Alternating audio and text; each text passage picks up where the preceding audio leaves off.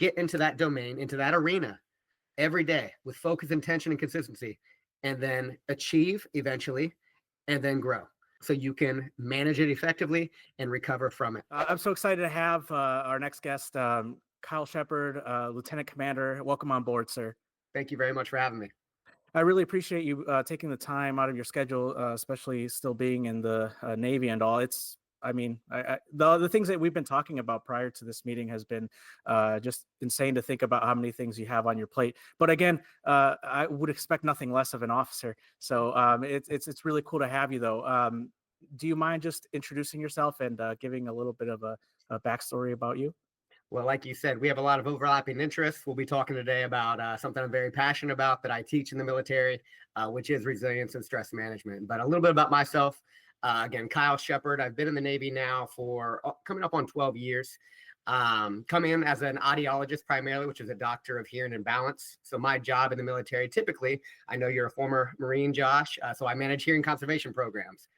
In the military, prevalence of hazardous noise is quite high. In the Marine Corps and Army, everyone is enrolled in this program because you're required to shoot on the range. In the Navy and the Air Force, most people are enrolled because of either weapons exposure, aircraft exposure, ship noise. Again, the prevalence of the stressor that is hazardous noise is high. And therefore, the number one injury in the military every year is noise-induced damage. So our goal is to identify the hazards where the risk is, intervene as early as possible with that management program where we're a pain in the butt, make you test your hearing every year. When we identify a potential problem, we intervene and make sure your protective gear is adequate for the environments that you operate in. So that is typically my job. I am at a command now where I do a lot of research, development, test, and evaluation of either existing or developing hearing protection and communication gear. So I'm not in clinic anymore. I'm not seeing patients, which I do love, but it's pretty cool to be on the proactive, preventive side when it comes to trying to develop capabilities to enhance the effectiveness of all the members of our military. But the reason we're talking today is 10 years ago at my first duty station, Camp Lejeune, in the military, as you know, it's very much promoted to grow outside of your specialty, to impact your command in various ways, even better your region, your branch of service, or the military as a whole. And so they encourage collateral duties or other opportunities to make an impact. And I learned of this program called Caregiver Occupational Stress Control, which was a component of the Combat Operational Stress Control Program, which was stood up in 2007 by the Marine Corps and Navy in response to just high levels of burnout and issues across the military due to the conflict. And so every branch was tasked with standing up some sort of a program to help manage the inevitable challenge that was long duration conflict, not only for our service members, but for their family members, for DoD civilians, and across the board. So I got into this program.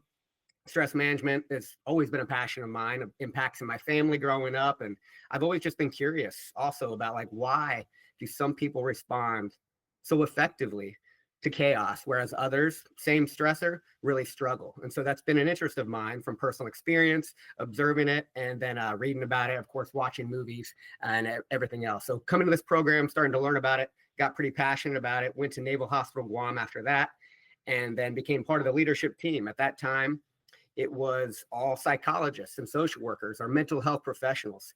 So they were very excited that there was someone who was not a mental health professional, primarily like myself, being passionate about the topic that is stress management, because we tend to operate in a black and white world, or at least perceptually, either you're good to go or you need help. But as you know, most things are in the middle. Most things are gray. And like the hearing conservation program, early intervention is ideal when there's a problem. Prevention, even better yet. I love the quote by Benjamin Franklin. An ounce of prevention is worth a pound in cure. And I love that for hearing conservation. And I love that for stress management, because while noise-induced damage is the number one injury in the military, about a 10% prevalence rate, everyone is impacted by stress.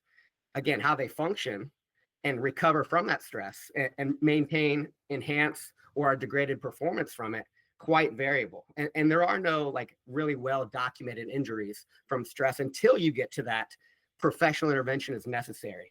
So I've become passionate as I got on that leadership team, started teaching it. And then now at my new command, where there isn't really a formal program, I've started collaborating with a few individuals, but really just on my own, starting to write about it more on Substack. I'm going on now safety stand down series for different commands, just talking about this in the same way you're passionate about how can we help individuals and find the gaps within all of our amazing resources to help people when they need it. But again, that intermediary period to encourage perceived support, to encourage resilience, to encourage effective management of inevitable stress and recovery from it. There's an opportunity in that middle, and I've become really passionate about that. So my long-winded answer is I've now become equally involved in stress management and resilience in the military as I am my primary job, which is auditory performance and hearing conservation. What's really important about what you just said is one of a little story. I don't know if I mentioned to you last time we talked was what you just described being the thing that you do now, whether it's talking about stress management and prevention and all that. It's something that I would have wished that we would have had, and probably if we would have had an adequate amount of those, I guess I don't know if they're briefs, but classes, I guess, it would be. I don't know that we would have been. I would have been that motivated to have looked for another way. I think that's what had started my whole. That's what inspired my journey anyway. Was just that I wish that there was more of our leadership saying, "Hey guys, we understand that we can't always ask you to operate at 100% if you got stuff going on and there's stuff in at home or things in your personal life, maybe even in your work life that are making it difficult for you to operate at a high level here." And so I think that's a big deal, and it should be. I don't know if it's something that I would like for it to be a thing where it's just part of our regular work life, where at some point we have check-ins where we go, "Hey guys, just want to talk to you that it's okay to acknowledge these things," and just a reminder, because sometimes when we get into that flow of work, head in the grindstone, just get it done. When you do that enough times, it's very easy to forget about the stress side of it and the effects, the burnout that happens from just even working hard every day. So it's so valuable that you just said that that's something that you work on, and that's why I had to have a longer conversation with you about it, just because it's something that I'm passionate about as well. And so when we talk about stuff like passion, right? For you, you said that your passion, you developed it as you went and got into that role. But I imagine that there was probably something beforehand that was like, I would love to help people out in some sort of way. Or was it just something? Have you always been inspired by helping people in this specific way, handling stress, or was it just something that happened once you got into the job and you go, "Oh, this is what I want"? Yeah, great question. So more about my past. My sister is a social worker, Hmm. and she one of her tasks in her grad school in her program was to develop a family tree, and standard family tree. But then after she developed it, the goal was then to add in diagnosed mental health disorders, substance abuse problems, and other potential environmental factors that could affect functioning, and different colors for different classifications. And we both joked as we looked at it that her family tree ended up looking like a Christmas tree. It was lit up Mm, quite a bit. So right. a lot of exposure to various types of mental health disorders growing up, high rates of anxiety, definitely some other unfortunate cases with substance abuse and other Mm, things that we won't go into too much. hmm. But my exposure with that, I became pretty passionate at a young age of, yeah, eventually one day I thought I wanted to be a psychiatrist. What I always tell young individuals, make sure you get out there and observe the jobs that you think you want to do. Once I started observing what psychiatry was, I knew very quickly I didn't want to do that. But I did end up majoring in psychology in school, and Okay. then speech and hearing science. It was actually working Mm, with children with developmental disabilities, things like autism and other spectrum related disorders, that got me interested in communication. Was able to do a double major before I graduated from Ohio State University, and then I fell into audiology, and it was a good fit for me. But I've always been passionate about resilience and stress management just due to my exposure as a child and wanting basically to help my family, but feeling kind of helpless, like a lot of us do, because at the end of the day, while we have amazing resources in this world, and don't get me wrong, when you like resilience is asking for help when you need it. When you have had such degraded function, or it's lasted long enough to where your sleep is compromised, your performance in your job or your personal life is compromised, ask for help. That is strength.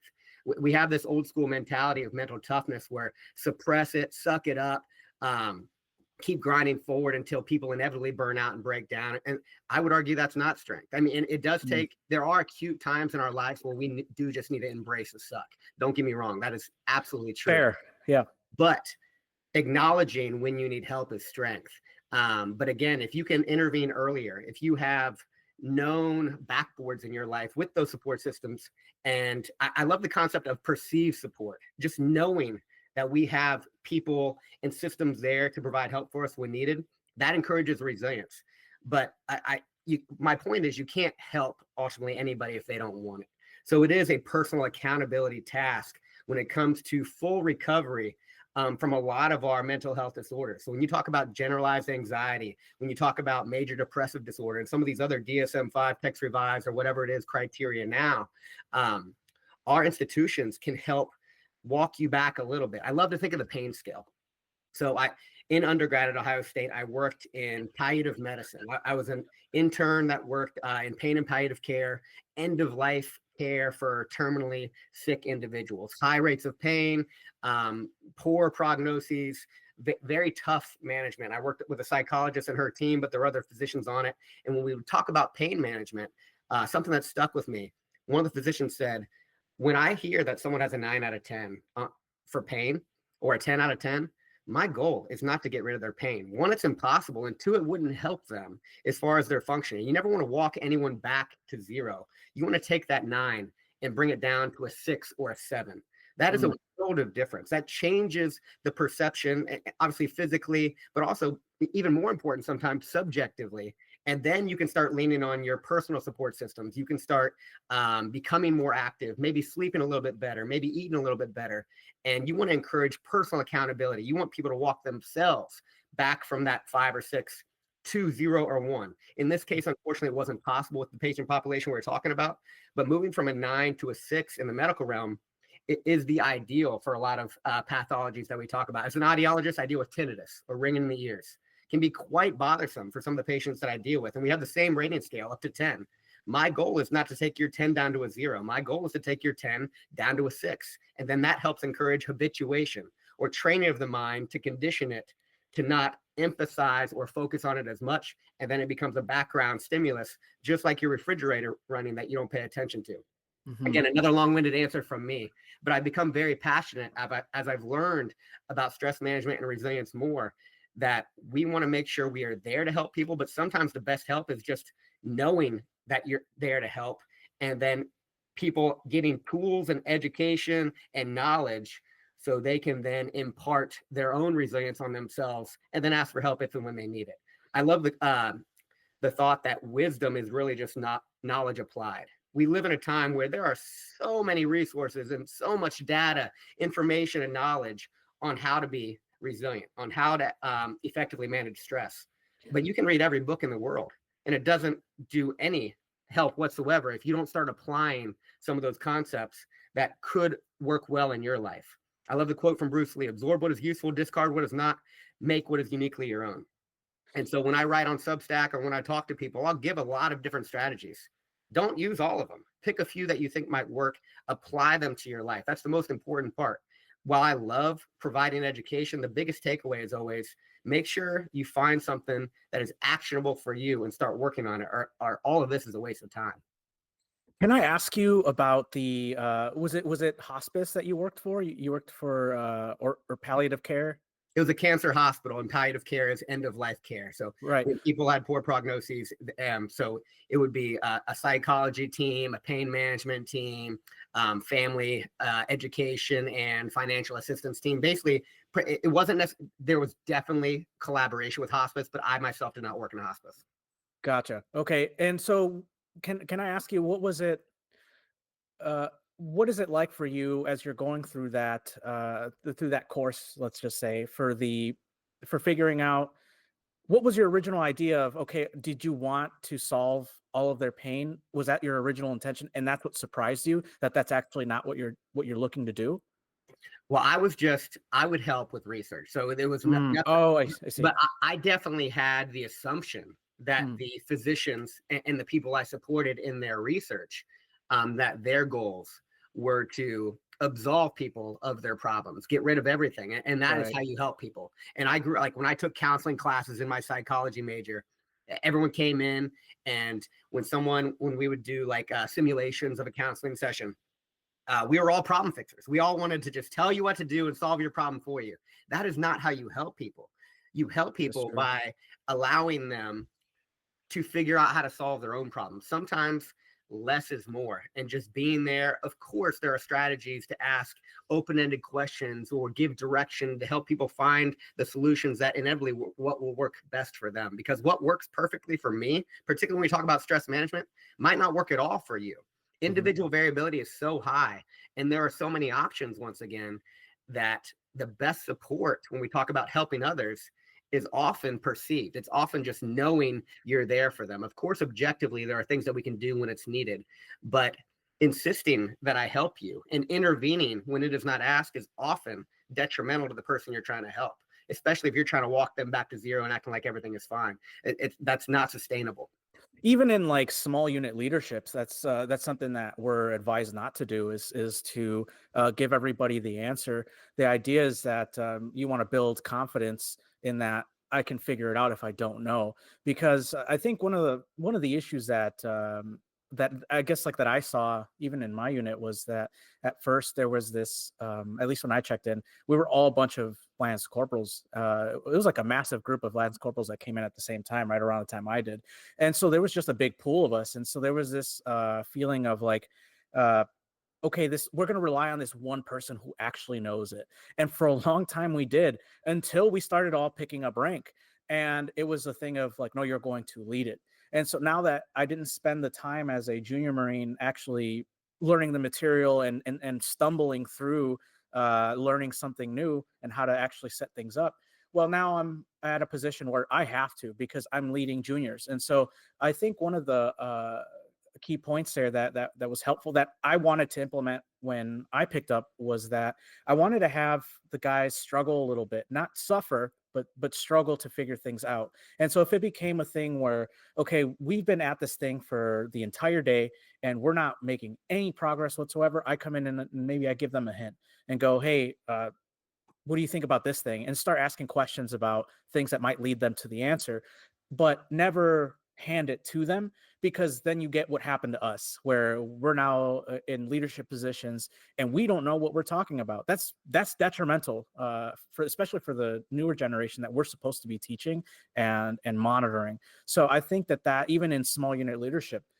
handing people things, handing people the answers. It's the old saying of, you can walk a person to a lake, but if you could fish for a person, but if you don't teach them how to fish, they'll eat for one you'll eat for a day. I butchered that. One you'll eat for a day. One you'll eat for a day, and then the other one you can eat for a lifetime. And so it's that idea. Yeah, absolutely. And something else that you said that resonated with me is just the idea of leadership itself. Like, obviously, to be a good leader, you first need to, and continuously, even after the fact, be able to be a good follower too, be able to take direction and listen to it, have an open mind. Um, but I love asking the question. So I do a lot of different types of training, and one of them is leadership training in relation to resilience. And I'll do that for various types of groups, different ranks in the civilian sector, different status, if you will. And so I ask in the room, who's a leader? And oftentimes, maybe I'll get some hands raised for the highest ranking individuals, or the LPOs if it's a certain enlisted group of individuals. But the expectation, as we talk about it more, is being a leader is really a decision. It is not related to your rank. It is not related to your status. You can set the example. And of course, even outside of work, we could be leaders in our families, in our communities. And it's a mindset. And you can set the example no matter where you fall on the perceptive totem pole of a rank structure or organization. And that mindset, knowing that being a good leader is also being a good follower, that's a lifelong process that you continuously to respect that dichotomy of, even if I am the CO of a command, like I still need to be able to listen well to people that are consulting me or to the people that I am serving, because ultimately leaders are serving the people that work with them. Right. So remembering that, then it allows for more effective communication. So you can not only respect the people you work with, but find ways to best support them to accomplish your respective missions. And can I ask you, because you said leadership is a decision, right? Yeah. So for you, when and how did you decide I want to lead, I want to be an officer? Because when you make that decision to be an officer, you're making a decision to be a leader, to lead people. So where did that come from for you? Well, I didn't decide I wanted to be an officer. So I went Interesting. through, I've always loved the military. I've always loved reading books about the military, ever since even before I was a teenager. Passionate about history, and our military and our evolution and what we've done for the world. So I went to undergrad once again, double majored, determined I want to be an audiologist, went to grad school after undergrad, which is a 4-year doctoral program. And I assumed going through grad school, like, oh, I might get a cool civilian job at a VA, or maybe even for an actual military command as a civilian audiologist. I didn't know about the opportunities that was serving in uniform as an audiologist. And it was a classmate and friend of mine 2 years ahead of me, who ended up commissioning into the Navy, and that I first learned of that being an opportunity. But it honestly wasn't until my 4th year in my doctoral program. And that 4th year is an externship. So it's a year long. I'm working and learning on the job. And I was at the Cleveland Clinic, which is a really cool comprehensive program, multiple rotations in all the different areas of our scope of practice. And there at the time was a retired captain in the Navy, a former dentist, but he went into what's called executive medicine or leadership. So he ended up being a CO of a hospital. He had a lot of cool experience, and he and I got pretty close too. And he encouraged me to consider that route. I applied for what's called a direct accession. And with my doctoral degree, I mean, of course, I could decide to enlist if I wanted to, but I wanted to be an audiologist for the military. So you come in as an O3. So I went from, after graduating, to ODS, which stands for Officer Development School in Newport, Rhode Island. I went there for basically modified boot camp. It's nothing like what you went through when you were a Marine. Were you in Paris Island, by the way, or where'd you go? No, I'm a Hollywood Marine, Okay, California. Yeah, very San good, Diego. very good. I haven't been out there. I've been to Paris Island, but yeah, I'm sure very similar programs no matter what. A lot of funny stories out of that area that we can talk about offline. But yeah, so I went to Newport, Rhode Island for 5 weeks, did that program, which was a blast. Loved that quite a bit. And I learned in a very short amount of time what it is to be an officer, or the expectations at least, because I don't think you ever figure it out. Just like I'm a dad. I'm a dad of 3 children right now. I don't have it figured out. I'm figuring it out every day. And that's very true of being an officer and a leader too. Like if you think you know everything, you're messing up. Lifelong learning, continuous attempts to be the best that you can be every day, because there's no such thing as perfection. You always want to look for improvement possibilities. And so in that 5-week program, learned about, I'm not only going to be an audiologist in the military, I will be an officer, and the expectations behind leadership with that. And then just through my time over the past more than 11 and a half years, trying to get better and better every day with it, and loving the opportunity to serve. And how many years? I'm sorry, how many years total? I've been in almost 12 so far. What are you thinking so far? Do you think that this is a you're going to go to the end to retirement? If they'll keep me, I'm very happy in uniform. I'm very happy. I seriously joke that I feel I get to serve those who serve. So I'm in what's called the Medical Service Corps. There's 32 specialties that fall underneath that, but as an audiologist, that is one of them. So think optometrists, physical therapists, and a lot of medical disciplines that are not physicians, which is a different corps, the medical corps. But there are different corps of officers in the Navy, and I fall in Medical Service Corps, and it's even in the name, medical service. Right. I serve those who serve, and it's a really good gig in that I get to be an audiologist, I get to be a leader, I get to do all these other amazing collaterals like stress management resilience now, because I fell into that, and I'm, as you know, equally passionate about that, if not more so on some days. But the overlap between the two, as we talked about in the beginning, and that's true of so many areas of life. I love resilience so much because it impacts all life domains. Don't get me wrong, skills don't necessarily directly translate. You can be really strong or really physically resilient. And that does not necessarily mean you are mentally resilient. The concepts are the same, but we don't always translate them that well. But when you start opening your mind and looking for convergence and opportunities for that overlap, and once you know the way, you see it in all things. Miyamoto Musashi, and it can be so true with with a productive perspective on looking for how can I be the best person that I can be every day in the respective domains that I get to serve. In my case, as a father, as a husband, as an officer, as an audiologist, as someone who teaches resilience, as a writer that I'm aspiring to be, as somebody who tries to contribute to my community, my country, and just really honestly as a man. So as a human being, how can I make every interaction, every moment an opportunity to do the best with what I have, which is ultimately uncertain when it comes to my time on this planet. With resilience, if you can remember or think of moments in which resilience showed up in your life, what would those memories be? Yeah, many, and we could spend hours talking about this, but one in particular, it didn't start off with resilience, but boy, was it a lesson to help me shift and become a husband, a father, and a man. So I met my wife in North Carolina at Camp Lejeune. She's a speech pathologist. I'm an audiologist. So people who understand, again, I took speech and hearing science. There's a lot of overlap in those two professions. We often go to undergrad together. So when I met her at a restaurant, that was an easy icebreaker, gave me an in. And thankfully, she kept me around. We dated long enough to where she decided she would keep me around a little bit longer. And so we ended up getting married directly before we transferred to Guam. So we did get civilly married about a year before our ceremony. But in August of 2016, we were ceremoniously married. It was amazing. That captain I mentioned, that Navy dentist captain, he spoke at my wedding. And it was incredible. We actually were in the reception hall at Camp Lejeune and had an amazing time. Core memory of mine that I love quite a bit. 2 weeks later, we go to Guam. Nutso trip getting over there, settling in. We're on the other side of the world, literally 24 hours of travel, opposite time zone from continental United States. My wife is one of 6 siblings, very close with her, very close with her family. Her sisters are her best friends. That her family talks every day. I'm very close with my family and friends. So it's a big stressor just moving in and of itself. Right. Uncertain time, exciting, but at the same time, nuts. In the first month, we find out we're pregnant. And very exciting. We knew we wanted to have children. We weren't trying, but a gift. And we were very excited. Unfortunately, we lost that child. So about, sorry to hear that. Yeah.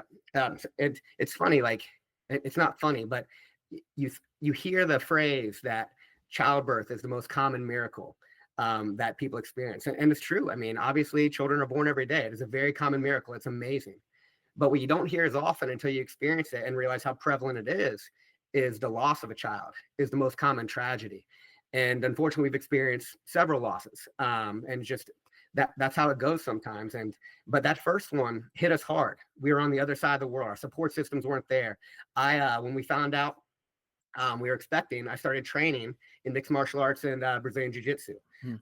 Became a passion of mine really quick. So not only was I working at a hospital full time, but I was training twice a day, before and after work. I wasn't home that often. Now, don't get me wrong. When I was around, I'm big. I like that book, the 5 Love Languages or whatever it's called. I'm big into that. That helps me like figure out how you interact with somebody else quite a bit, like how you love, how you feel love. It's a very cool formatting of just understanding the differences in people and expectations and delivery of love. I'm big into physical acts. I will craft a life around you to try to make sure you don't have too many stressors on your plate, which is ironic because we just talked about how preventing stress for others is not necessarily helping them, but I'm big into that, unfortunately. So I was doing that. Don't get me wrong, my wife and I were connecting, but at the same time, I'm an audiologist. She's a speech pathologist. We were not effectively communicating. I thought I was supporting her, but really she just needed my presence. She just needed to be with her and to grieve with her. And I was more so trying to distract myself to focus on efforts because I was struggling, but I wasn't talking about how I was struggling. I was trying to do that old school mental toughness, suck it up and persist and support my wife through those physical acts without just connecting with her and crying and talking through how hard it was. And we got to a point after that loss where we were growing apart. Resentment was building.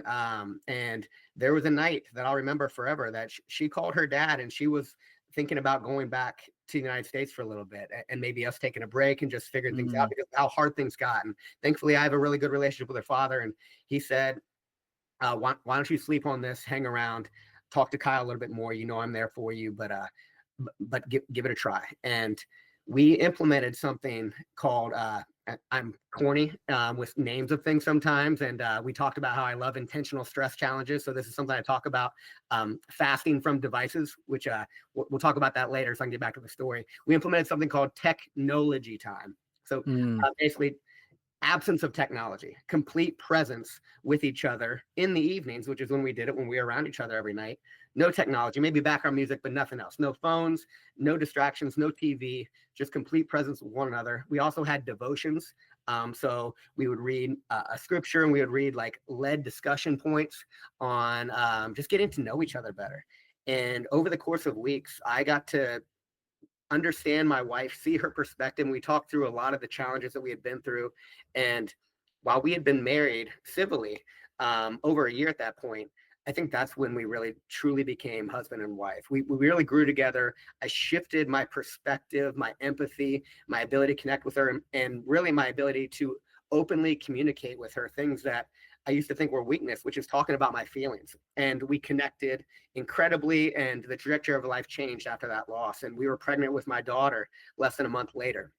And since then, I've had two boys, and yeah, life's amazing. So, like, while that loss was incredibly hard, it was also something that changed me, and it had that loss had meaning, and I reflect on it often, and I try to live for all the children that I've lost, and of course the children that I do have, and the wife that I have, and the opportunity that I have in this life. But I was not I had that old school mentality of resilience initially in response to that loss of trying to dial in and basically go on autopilot and keep working, keep grinding. And it shifted how I respond to adversity, particularly when it comes to interpersonal relationships with the people I care about most. So that was a lesson in resilience that I've applied to subsequent losses and subsequent challenges in my life, particularly when it comes to the most important things in my life, which is my family.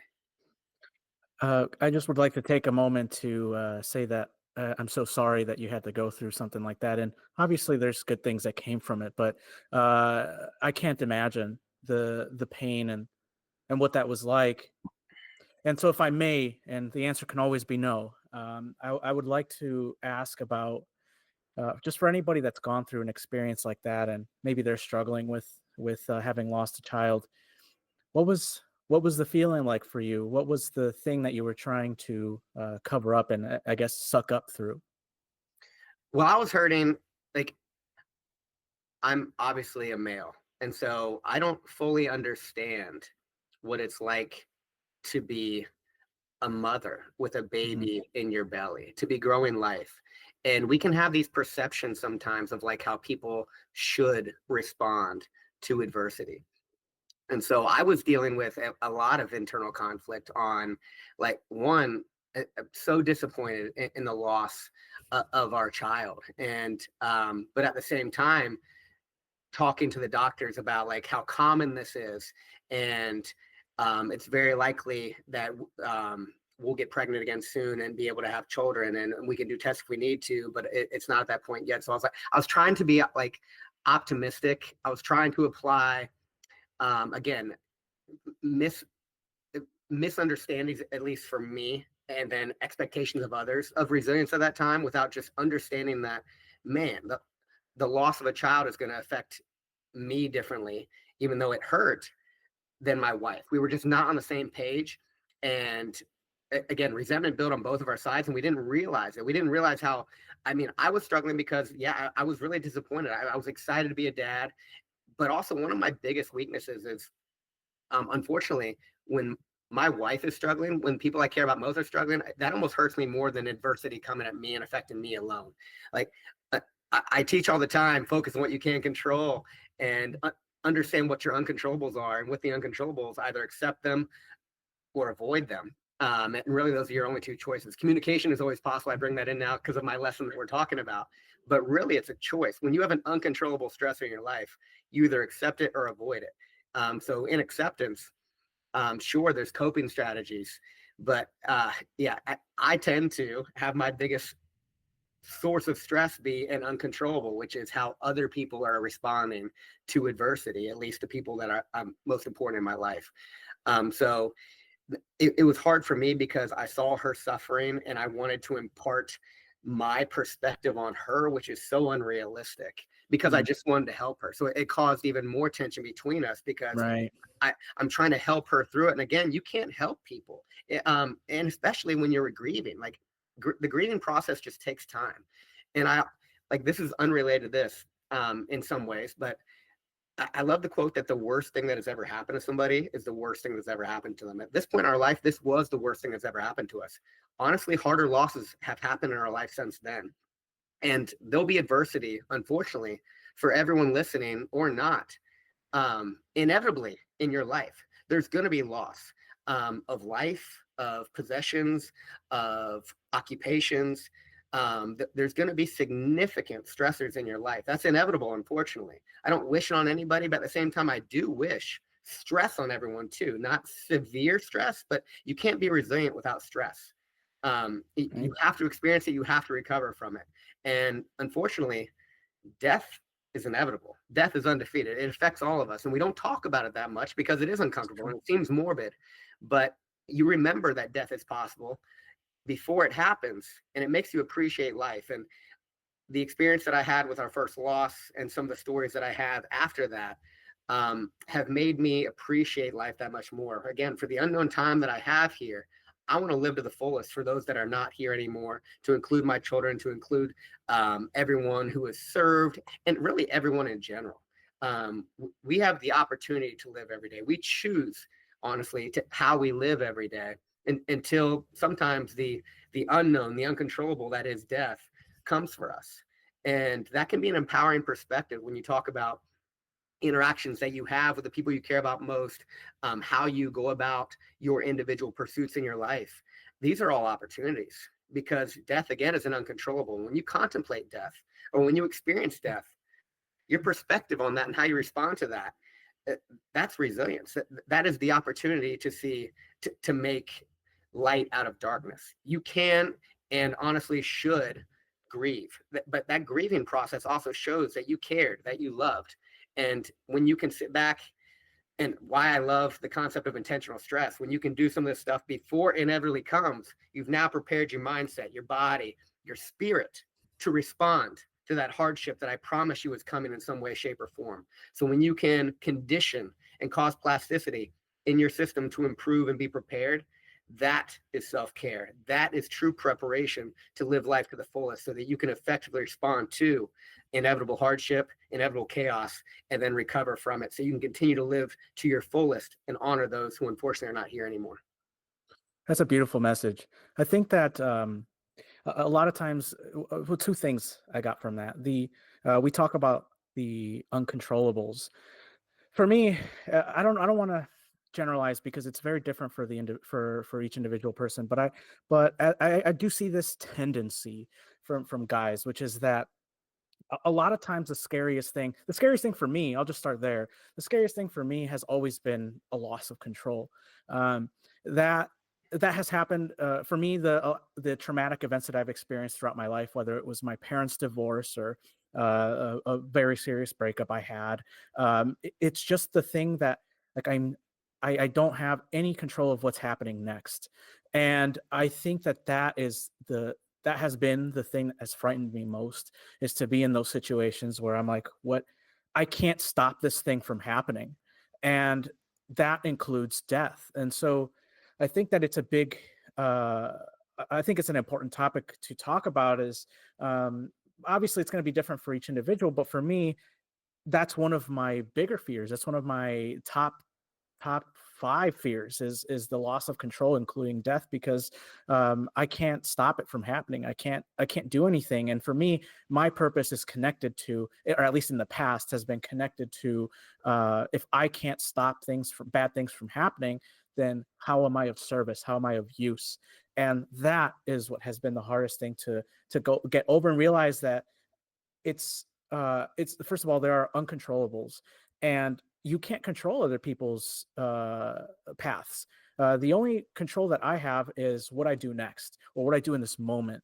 And the biggest thing for me has been learning to take care of me first. If I'm good, then I can start to look at other people around me. But if I'm not good, I'm not going to be able to help. And that has been a hard lesson for me. What has it been like for you?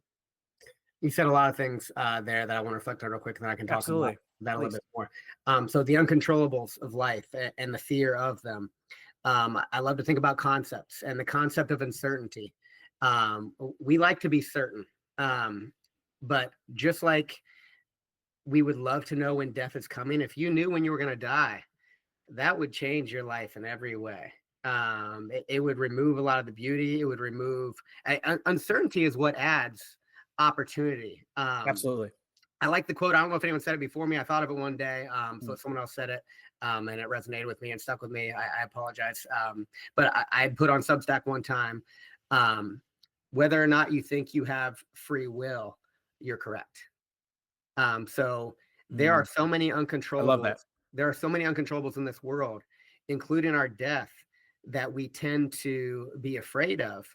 But without death, life has no like purpose. Life has no meaning. Life is not special. If we all live forever, and if we all had control over everything in our lives, most meaning, most beauty, most everything would be diminished. So while it is uncomfortable, discomfort is a good thing. Experiencing discomfort and then getting more comfortable with that discomfort is resilience. Again, I hope everybody experiences stress every day, because there's your opportunity to endure, experience it, and recover from it. That is how you get stronger. Growth does not happen without stress. Discomfort is necessary for improvements, but it does take a mental shift of perspective in uncertainty, in death, in fear. We all have fears, and self-reflection is one of the most important challenges that I pose to people, if not the most important challenge, because without awareness, there is no opportunity for effective intervention. We need to understand situations, or even more importantly, ourselves, in order to understand our true opportunities to maintain the edge that is our strengths, and then improve upon our areas of opportunity.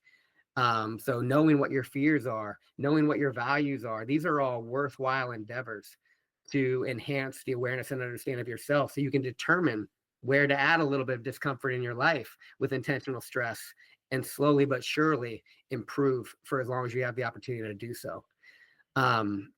Remind me of your other question. I apologize. It was just regarding when talking about the uncontrollables, and basically what is it? What has been your take from, uh, I guess, what to do, how to handle that mindset of I want to be able to control things to better help people, but I can't do it if I'm myself am struggling. And so how do you make peace with that? How do you tackle something like that? Thank you. And now you're reminding me of another thing that you said that resonated, that I wanted to reflect on. So Absolutely. you talked about taking care of yourself first. Most people who serve in the military, and honestly, most people in general, are pretty altruistic. They are concerned with helping others, at the very least, people they care about. So whether it's your family, your friends, your pet, people tend to want to care for things that are important to them. But if you don't take care of yourself, you're eventually going to burn out. You're eventually going to become ineffective in your performance and what you want to do to care for others. So I love the concept of all decisions should have an aspect of both selfish and selfless considerations. So rather than making something completely selfless, you're gonna burn out. You're gonna build resentment. You're gonna have perspectives that feel like I'm sacrificing so much eventually, and not getting much in return, and that's gonna be challenging. And of course, if you're completely selfish, you're a narcissist, you're a psychopath, and that's not gonna go well for you either.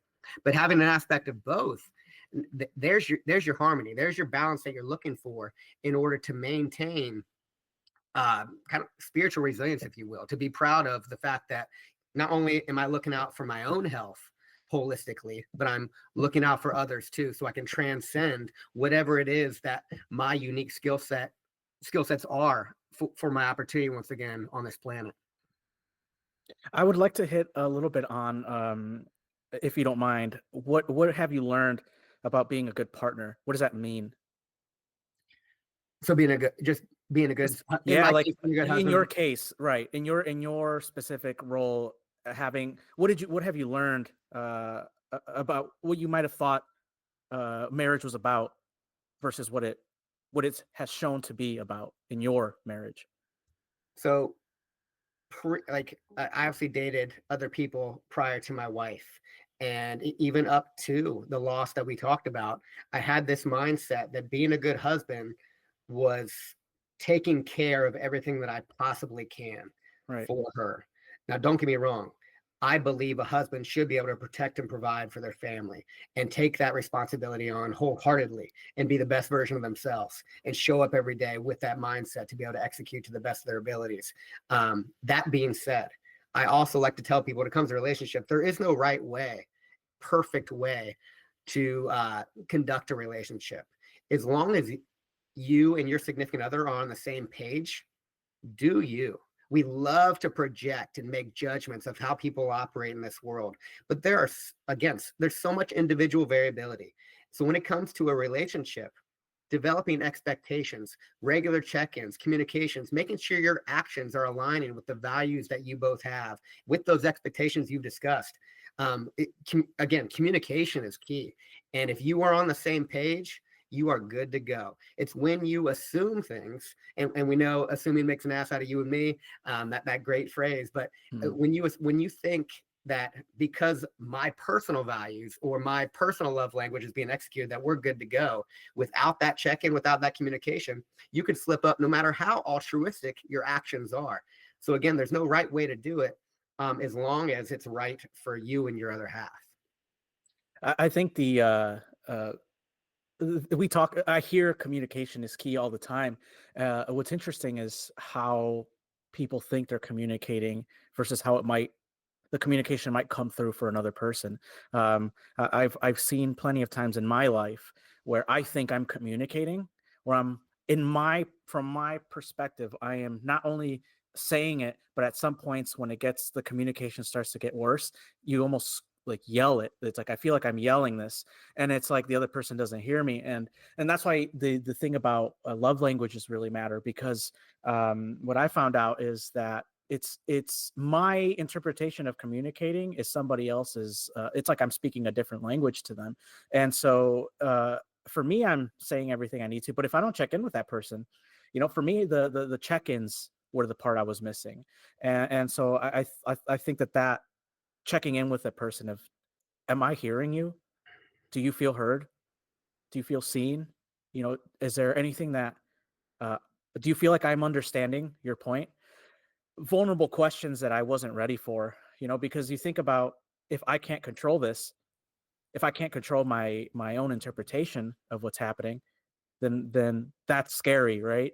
And so I think that communication is more than just say the thing. Make sure the person speaks the language you do, or you're Yeah. saying it in a common language. Like I said earlier, my wife is a speech pathologist. I'm an audiologist, expert communicators, right? But obviously, at the beginning of our marriage, not doing so well there.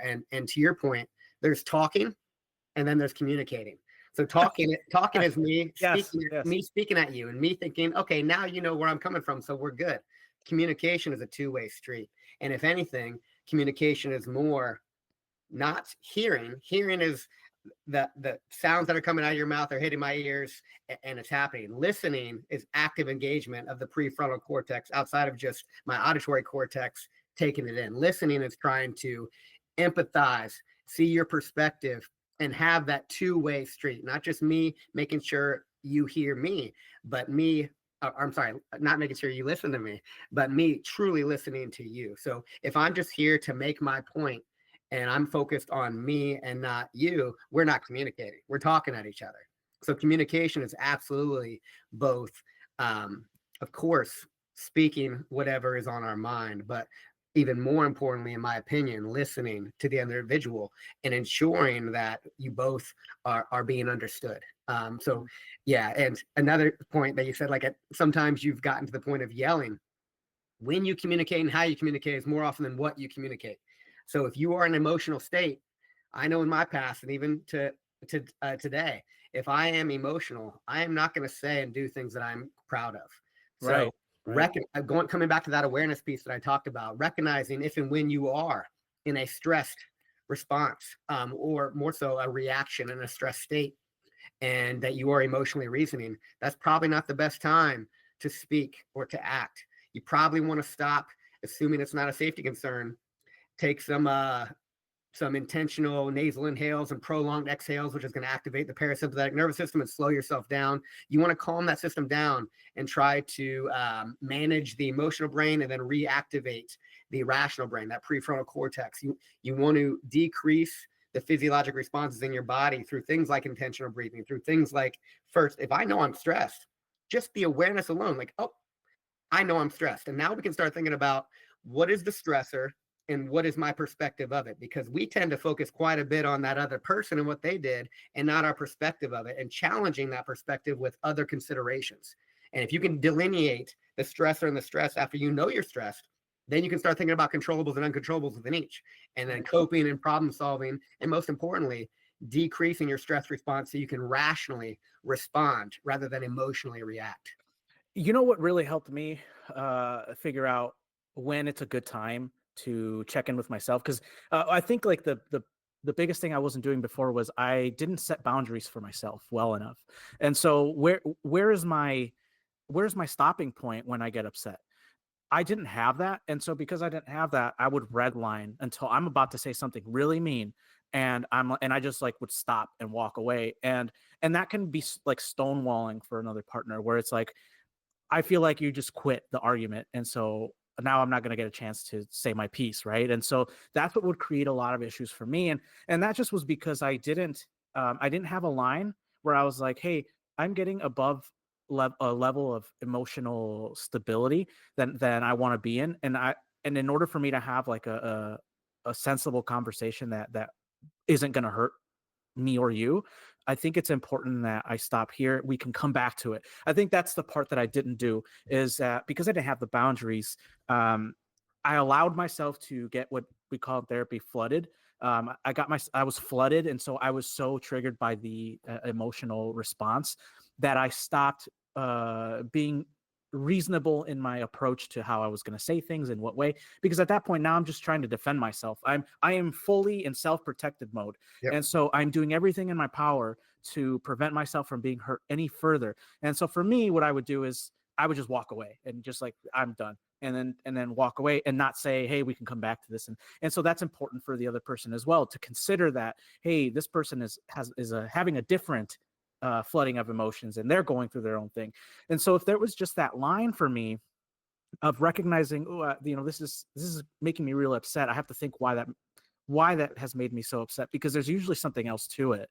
And so for me, it was just figuring out, hey, okay, if I see myself getting upset, but not to a point where I'm going to shut down, I can reach this point and go, hey, actually, this is making me really upset. And I think something's going on. I need some time to think about it and figure out what's happening. We can come back to this conversation, but I need to cool down.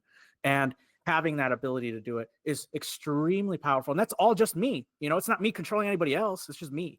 And I thought that was really important, a really important lesson I learned about myself in therapy. You're speaking to your experience out loud. You're talking about what is happening that you are aware of inside of yourself. So really your actions wouldn't be much different in what you just explained, but you explain it to the person that you're talking to, like, hey, I'm feeling kind of riled up right now. I'm getting kind of defensive. I'm probably in the wrong state to keep talking about this. Let me take a minute. We'll come back to this. My wife is so good at that when it comes to our children. So if you didn't know, kids are crazy. I could only imagine. Obviously, their brains are developing. They're all emotional brain. They're all limbic system. Right. So the most irrational thing can get them riled up because it's a 3-year-old boy.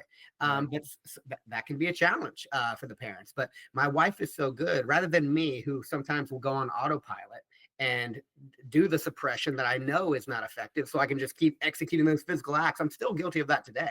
Right. My wife is so good at saying, I'm feeling kind of frustrated right now. You're not picking up your toys, you're jumping off the couch, which you know is against the rules. I'm going to take a minute to take some deep breaths, and then we're going to come back to this and talk about it some more. So she talks about, like, she basically is talking through her experience and then her actions and why she's doing it. And she is showing the kids exactly how to effectively respond rather than emotionally react and blow up on them. And then I see my children doing the same thing with each other or doing the same thing naturally in a situation, and just experiencing and demonstrating that emotional intelligence. It's such a beautiful thing. But like, again, we're all leaders, and you doing that now, you're teaching others when you do that while you're effectively and selfishly taking care of yourself. Such a beautiful thing. Also, I very much relate to what you described and would respond to a lot of situations, or I guess I should say react to a lot of situations and arguments in the past that way. But I also had this perspective that stress is linear. So basically, if we continue this conversation this way, I'm going to blow up. I'm going to yell at you. I'm going to say things to try and quote unquote win, which, by the way, you never win an argument with people you care about, no matter how well you get your point across or what happens. If you're trying to win, you're losing. And that's true with any argument with people you care about. But stress being linear is definitely something I would feel in my body, like up, it's building. My fuse is getting shorter and shorter. I'm about to blow up. Here we go. It's too much. I'm going to blow up. But for a variety of reasons, whether it be reading, life experience, but one of the best domains I like to experience this and test it is muscular endurance exercise, or particularly isometric holds. So whether that be the horse pose or my favorite one being the plank, just holding a plank for as long as you can. Pretty quickly, your body is going to start sending legitimate stress signals that I am fatigued. My muscles are in pain.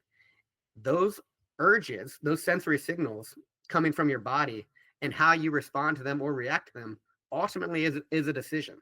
Don't get me wrong. Eventually you need a break based on how physically adapted you are to that isometric hold. But you go and you get down on a plank after this podcast today and you time it and then break. I promise you that tomorrow, if you do it again and you make the decision ahead of time, I'm going 5 seconds longer. When my body tells me it needs to break, I know I can go 5 more seconds. I'm going to focus on my breathing instead rather than what my body's telling me, because the mind controls the body.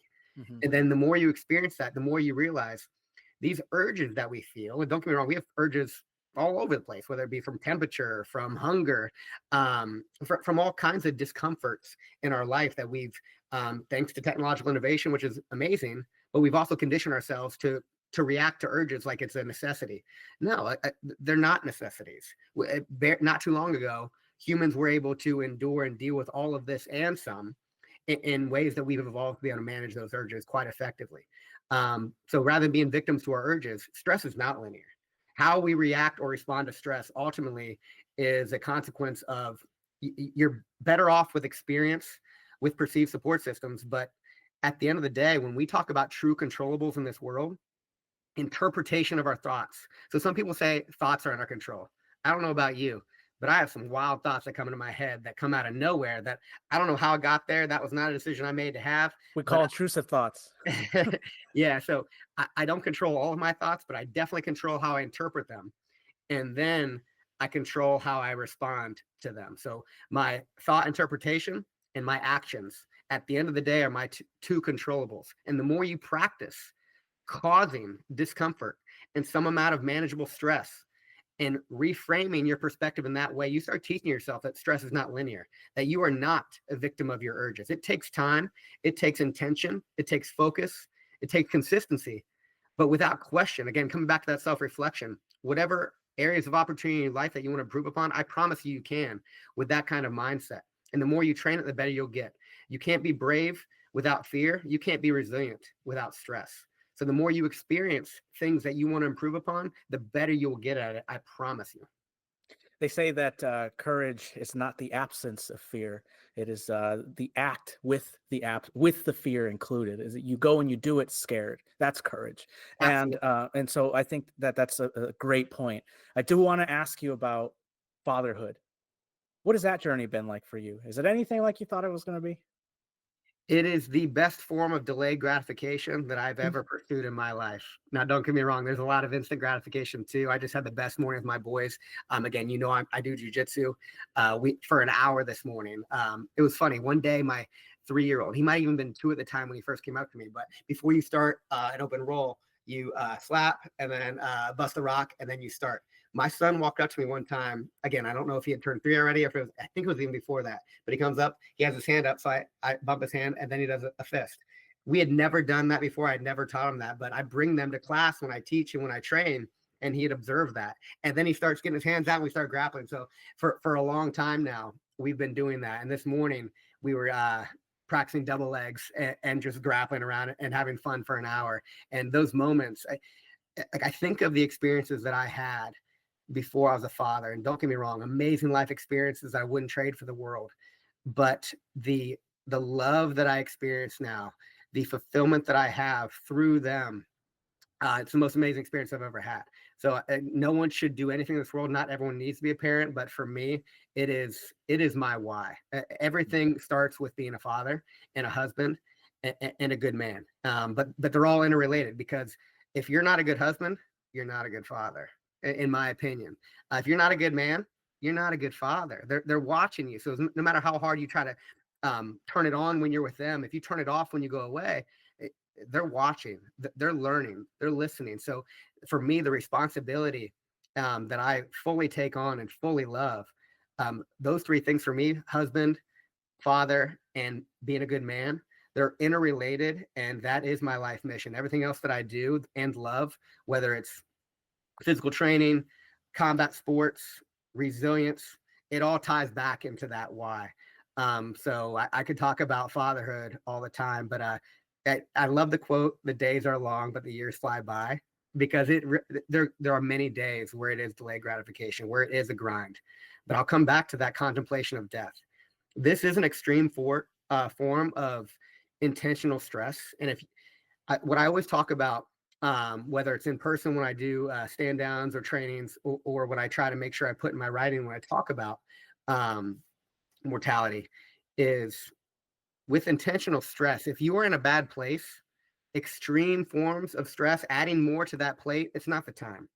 It's time to intervene personally or with your support systems that you have, if that's effective. If you're at a point, again, like we talked about in the beginning, where you need professional help, that there's strength in asking for that, to make sure you can get back to a place of function, of adequate performance. But when you are at a relatively healthy spot in your life, and that doesn't mean the absence of stress, by the way. Stress is inevitable every day. I'm experiencing stress today. I've been up since 4:30 this morning. My youngest fell out of bed, bumped his head pretty hard. Oh no. I like to get up early, but it was just a abrupt way to start the day. That's okay. We still had a lot of fun this morning. And yeah, stress is inevitable. But experiencing stress on purpose makes inevitable stress in life that much easier. Nothing is easy, but the more that you can train resilience, and I fully believe resilience is a skill. It is a muscle that can be trained. You'll never get to perfection with anything, but you can optimize, you can improve, and you can use concepts in what I love, physical training, as a vehicle for resilience training of both the mind and spirit too. But there are forms of mental resilience training, like contemplation of death. That is an extreme form of mental resilience training.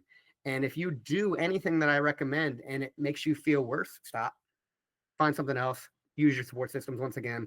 But those long days, when I think about the potential that tomorrow is not a given for myself, or potentially even for my children, that brings me back to the moment. And that brings me back to what is truly important. Is my wild son not listening to me really, at the end of the day, really worth ruining the opportunity that is today?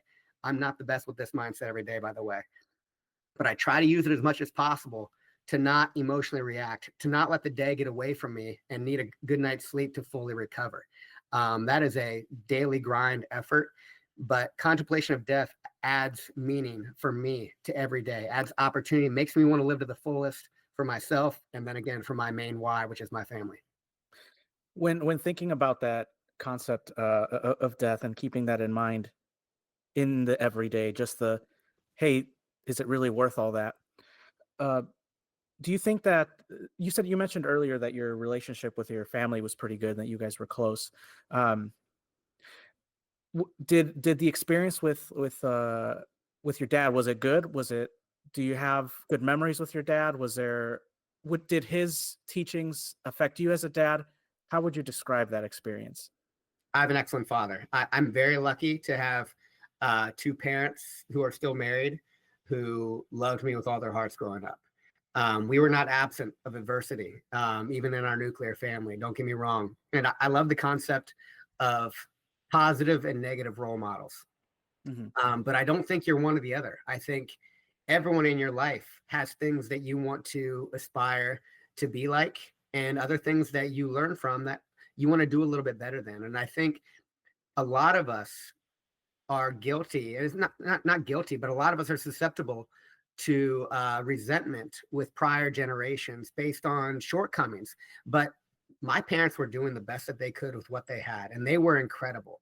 So when I find myself reflecting on harder times, I come back to the fact that I'm very lucky to have two parents that love me. But even in for my close friends who had parents that divorced, those parents still were doing the best with what they had. And unfortunately, the divorce rate is quite high. And while I believe in doing everything that you possibly can to maintain the commitments that you make to your significant other when you do decide to spend your life with them and get married, life is life. And if it is truly um, detracting value from not only your life, your significant other's life, but in the case of children, their lives too, divorce can be the right answer when you've made attempts for it. So again, unfortunately, hardships are inevitable, and it's how we respond to them. It's not what happens often, it's how you respond.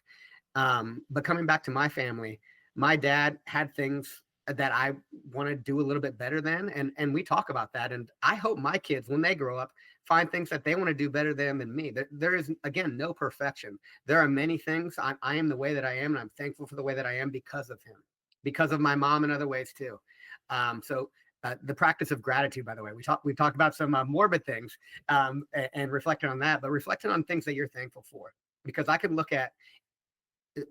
I also like the concept of the most generous perspective that you can give to any person or situation. So think of the most awful thing, and there are always slivers of positivity that you can find in it, lessons, realistic optimism, or in this case, the most generous interpretation that you can give to someone and what they're doing and why. We tend to make judgments and assumptions once again, but we barely understand ourselves. How do we understand what someone else is doing and why they're doing it? We don't. At the end of the day, we tend to like have our opinions and our beliefs and our interpretations of situations seem like they're facts, but perception is reality, and you can change your perception with a decision. So when you give the most generous interpretation to somebody else and you find reasons for gratitude in your life, that's a skill. We are a Mhm. culmination of our skills, and finding ways to be thankful and finding ways to be generous in your interpretation. Um, I know I used to be quite judgmental of others, and very defensive of myself. So I like the quote that we tend to be our own lawyers and judge others.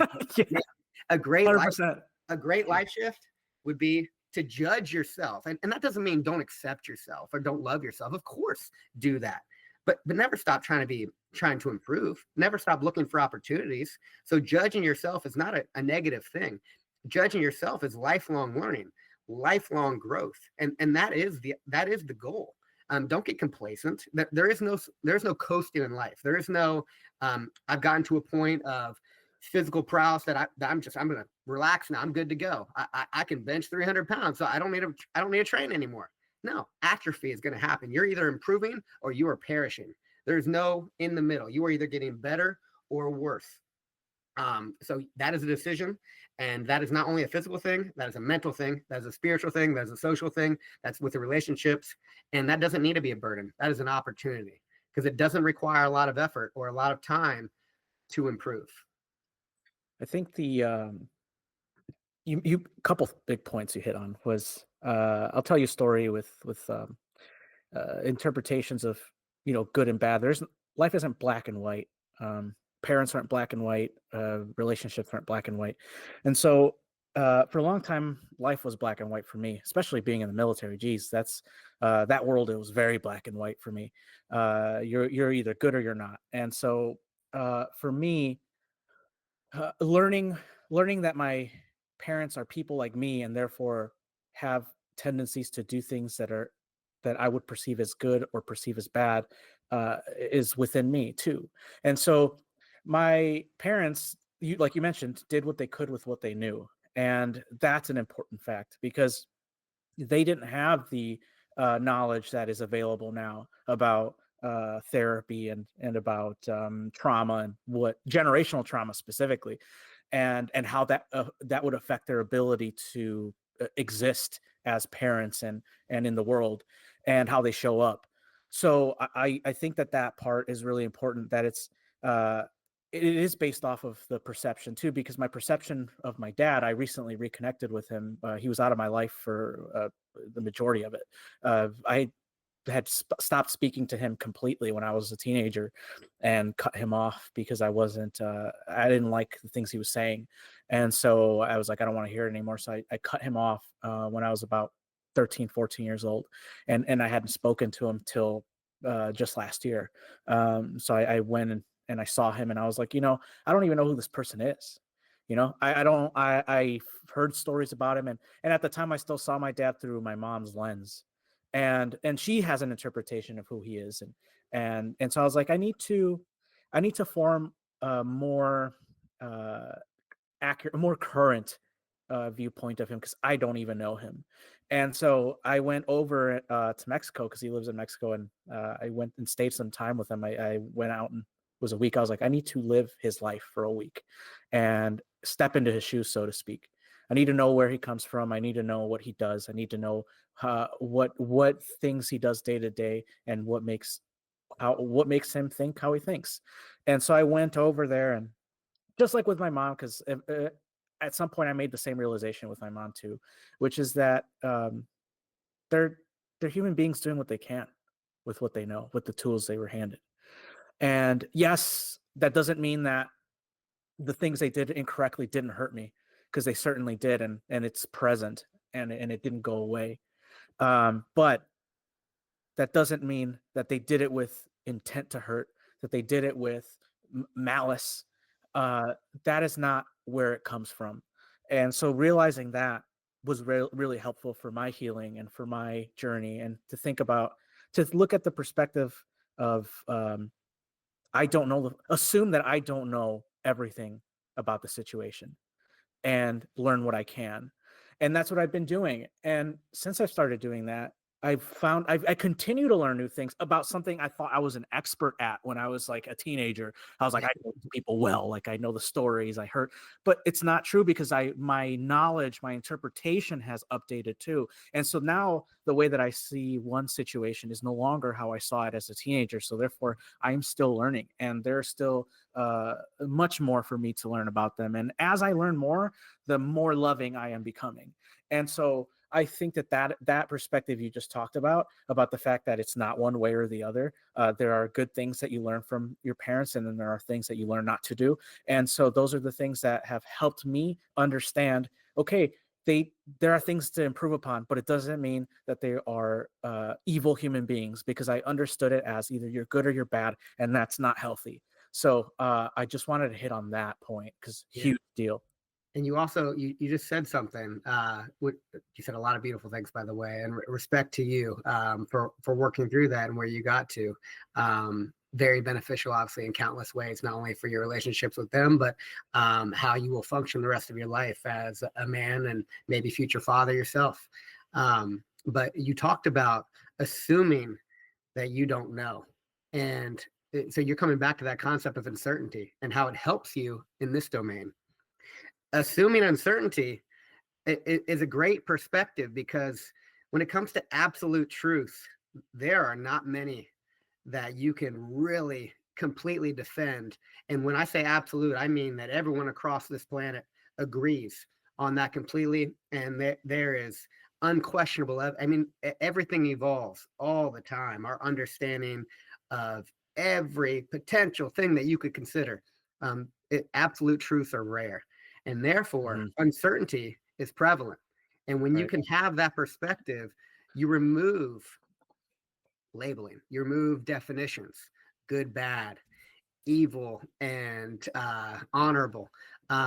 Evil exists, and why it does. And answering that question, I'm uncertain of that. I think sometimes, unfortunately, I mean, becoming a dad also shifted my perspective to where, like, even when I have trouble with people, they used to be a little baby, and whether they were born with genetic malformation in their Right. brain that makes them susceptible to narcissism or psychopathy, or whether nurture and environment and experience, or just getting lost. Like life can get hard, and then you don't have the prior experience, you don't have the support systems, you don't have the strategies, and then you get lost, and you go down into darkness. And so I do think evil can develop too, and that you reach a point of no return, unfortunately. So it's something I do struggle with, but at the same time, I'm uncertain about it. I'm okay with it. I'm prepared for it if it comes to my life. But you're right. It is not prevalent. Evil is not prevalent. And most things are in the middle. And having that perspective of uncertainty can be beneficial in many ways. So, like, it was funny, you were talking about your fear of not being able to control things. And I wonder if it's related to that in any way because of the experiences you had as a child. But you're also applying the opposite of your fear with uncertainty to the way that you're working through it. So, again, respect to you. Thank I have you. a question for you, which again you can cut this out and not answer if you don't want to. Go for it. But a deep question. Do you forgive your father? Absolutely. Yeah. The thing that I thought forgiveness was about the other person. Yeah. I was under the impression that if I was going to forgive them, they had to be sorry first. And while it did help that he was, I was fortunate that he was. Um, when I went to see him, I had the intention of forgiving him regardless. And so whatever he says, I don't know what to expect. It was scary going to see him because I had ideas of who I thought he was. And so obviously if there's a fear, vulnerability is scary. And so I am being a kid again by going over there and offering my presence there and hoping that my dad behaves like my dad. And there's a fear always for me there. There has been a fear there that he won't be that and he'll do the things that I was afraid he would do. And so that played a role. But there was in my mind, I had made a decision that no matter what he says, I forgive him. And when I went over there, he apologized. That just was the cherry on top, but it wasn't necessary. Yeah. And I want to stress that I forgave him regardless of whether or not he was sorry. And that was for me. That wasn't for him. It was for my peace because I was looking for peace. Really, was Yeah. what I was after. And so when he did apologize, it was just like it was better than I thought because Yeah. I was certainly just expecting him to just say that it wasn't his fault or it was everybody else's fault. And obviously he has flaws. He's still a human being, but he apologized. And that to me was like, I told him it's over like that. The moment he apologized, I had said to him, I said, it's done. It's behind us. And let's go, let's focus on today. And that's what we did. And he agreed. And it, like I said, there's always going to be reasons for me to go, oh, but he did this thing. And then there was this thing he said that I didn't like. But truly, I had before that, it was just an idea of who I thought he was. And now the truth is always better for me. Like I prefer to know what's going on than for me to have an interpretation that I can't prove. Like I can't see it for myself. I haven't seen it for myself. I haven't tested the theory. So it's still just a theory. And to have that, to have the knowledge of no, this is what's happening, was for me enough. And forgiveness was about what I was ready to do and move on with. Like you, same way for the longest time about forgiveness and apologies. Like I need an apology before I'm going to forgive you. So I don't know if that came from uh, generational pass down, possibly just the culture of what's promoted through media and bullcrap television. Who knows? But I definitely had that kind of perspective of if you want my forgiveness that I'm giving you, like it's some gift that you need, you Right. have to apologize to me first so I can get the gift that I need to solve this problem. And of course, both sides of a wrongdoing. That's a pretty limiting perspective to have because, as you alluded to, forgiveness removes a weight from your back. At the end of the day, you're not really giving the person you forgive much. I mean, yes, in this case, I'm sure he felt great to know that you were there. But ultimately, even you guys could have had the same experience you had. In communication, we talked about this already. It's very beneficial. And to have these conversations, that's empowering. But you forgiving him ultimately is selfishly more beneficial for you than selflessly beneficial for him. You removed weights from both of your backs, I bet, but resentment and deep-seated issues with another, the forgiveness helps you so much. And then to be on the causative side of a Right. wrongdoing, apologizing is not like trying to open a door so you can be forgiven. If that is your intention, like if you're looking for that forgiveness with your apology, don't apologize. That's a huge deal. Yeah. So Go yeah, for it. ownership of and learning from it. The best way that you can apologize is to learn from your mistake, to try and improve, to not let that happen again. I remember hearing when I was going through ODS, Officer Development School, to become an officer in the Navy, that officers don't apologize. And this was from what's called a Mustang, a former enlisted individual coming up to officers. And I remember, like, I'm going to keep my mouth shut right now.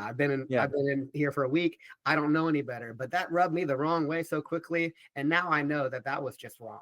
So I don't know where that individual got that. Unfortunately, maybe they had a bad leader that promoted that. But no, Right. leaders absolutely apologize, and they acknowledge their part, and then you encourage a culture of ownership.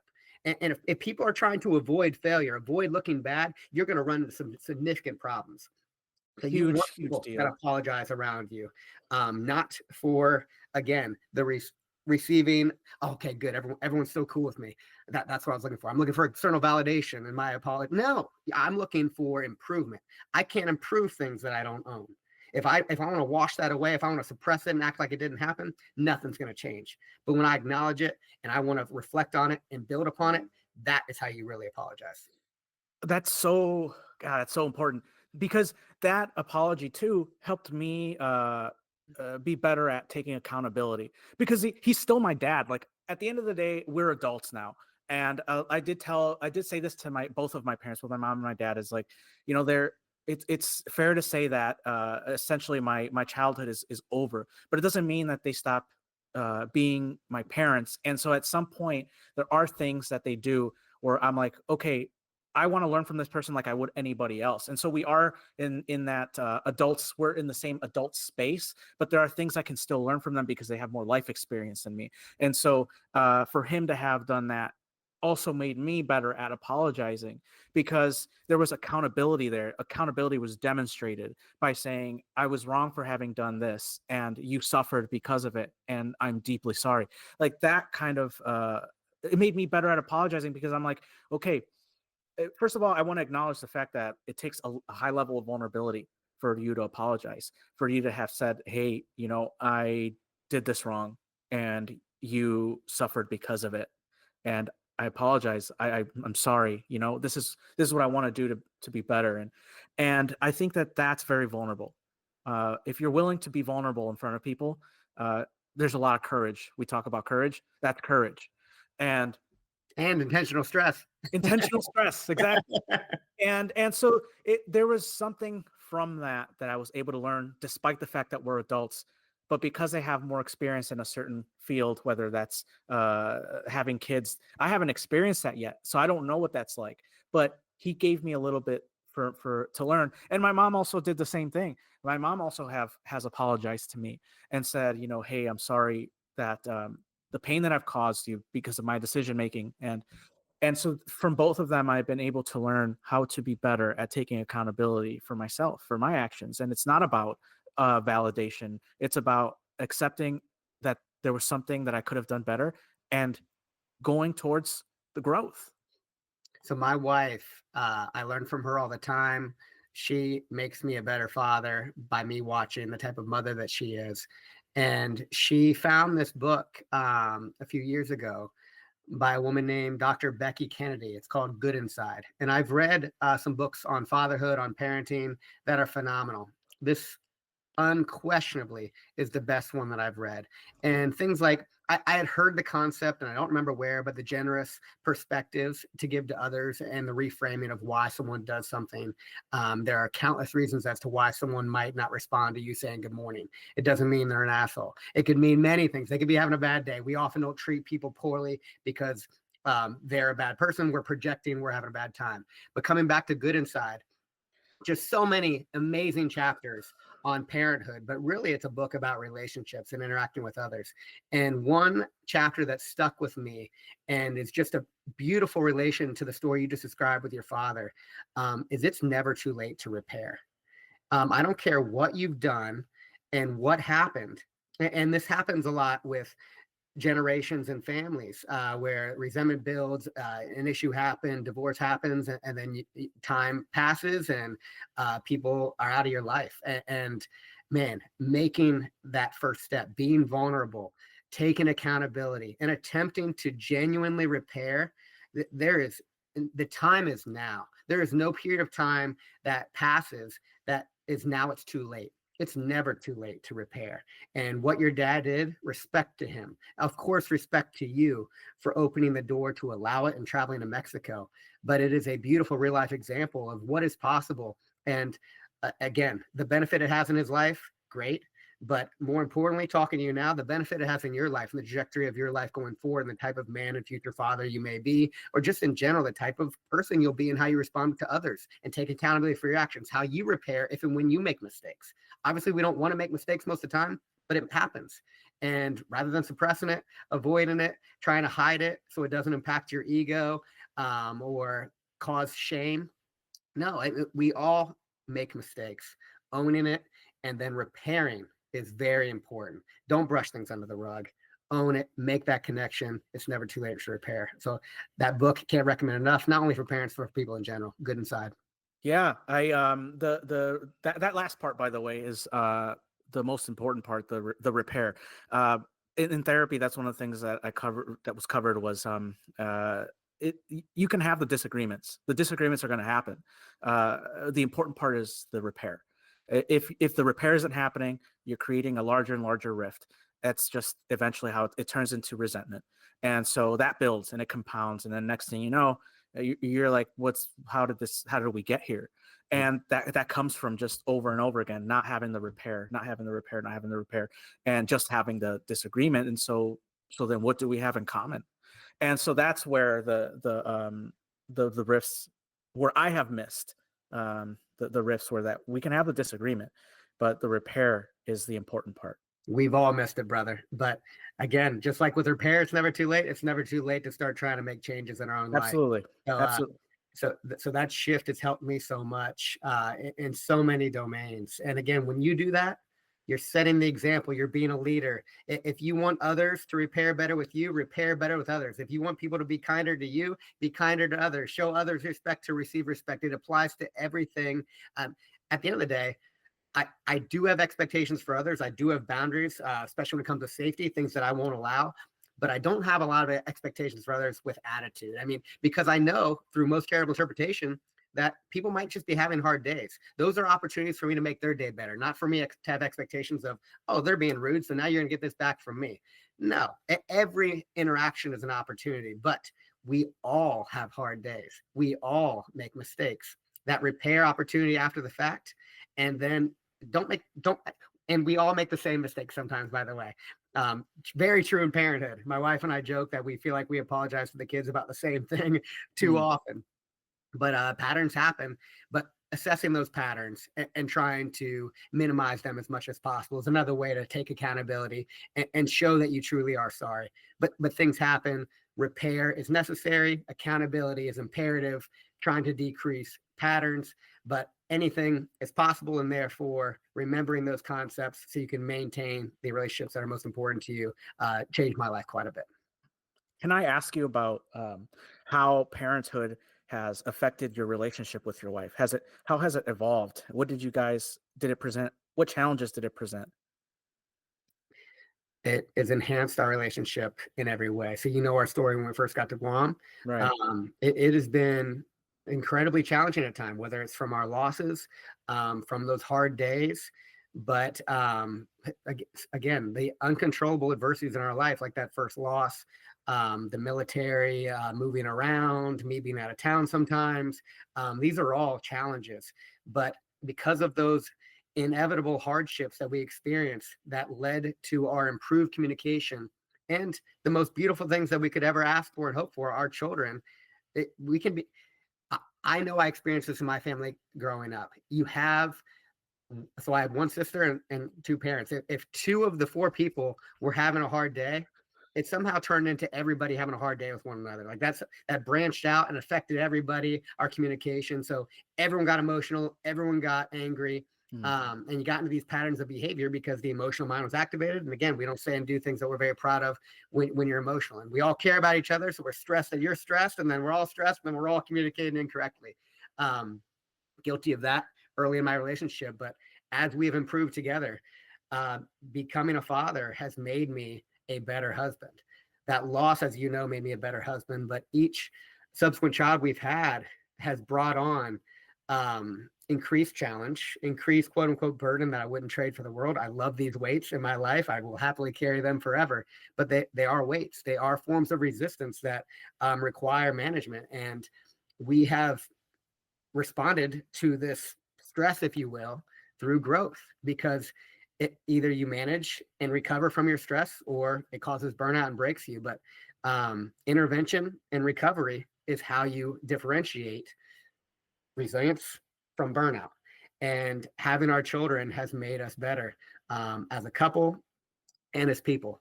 Challenging, but the best form of delayed gratification in the world, like I said, and wouldn't trade it for the world.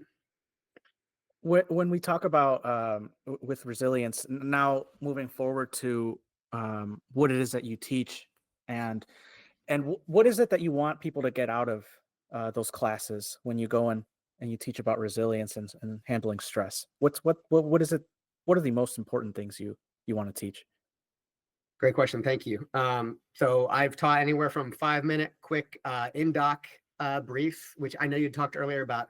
It'd be great if programs amplified this kind of knowledge more. And very lucky at Naval Hospital Guam. When I took over that program, it had probably 25 members or so.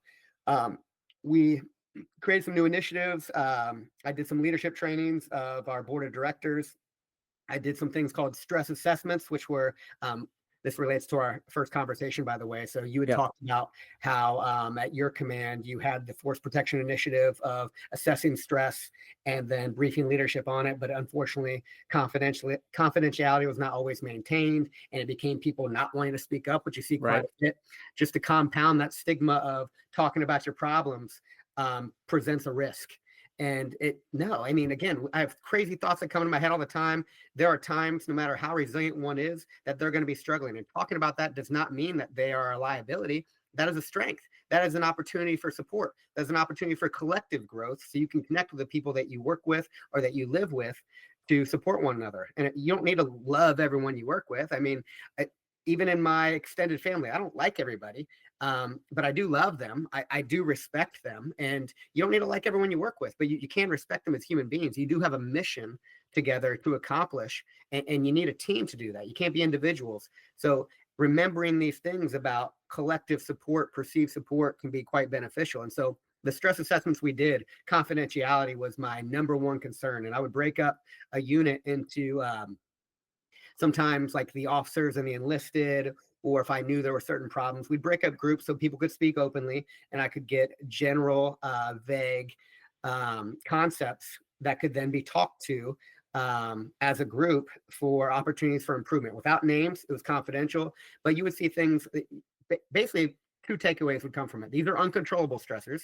So how can we find a way to cope collectively? Or things like your schedule in the ICU is much different than the ER or L&D.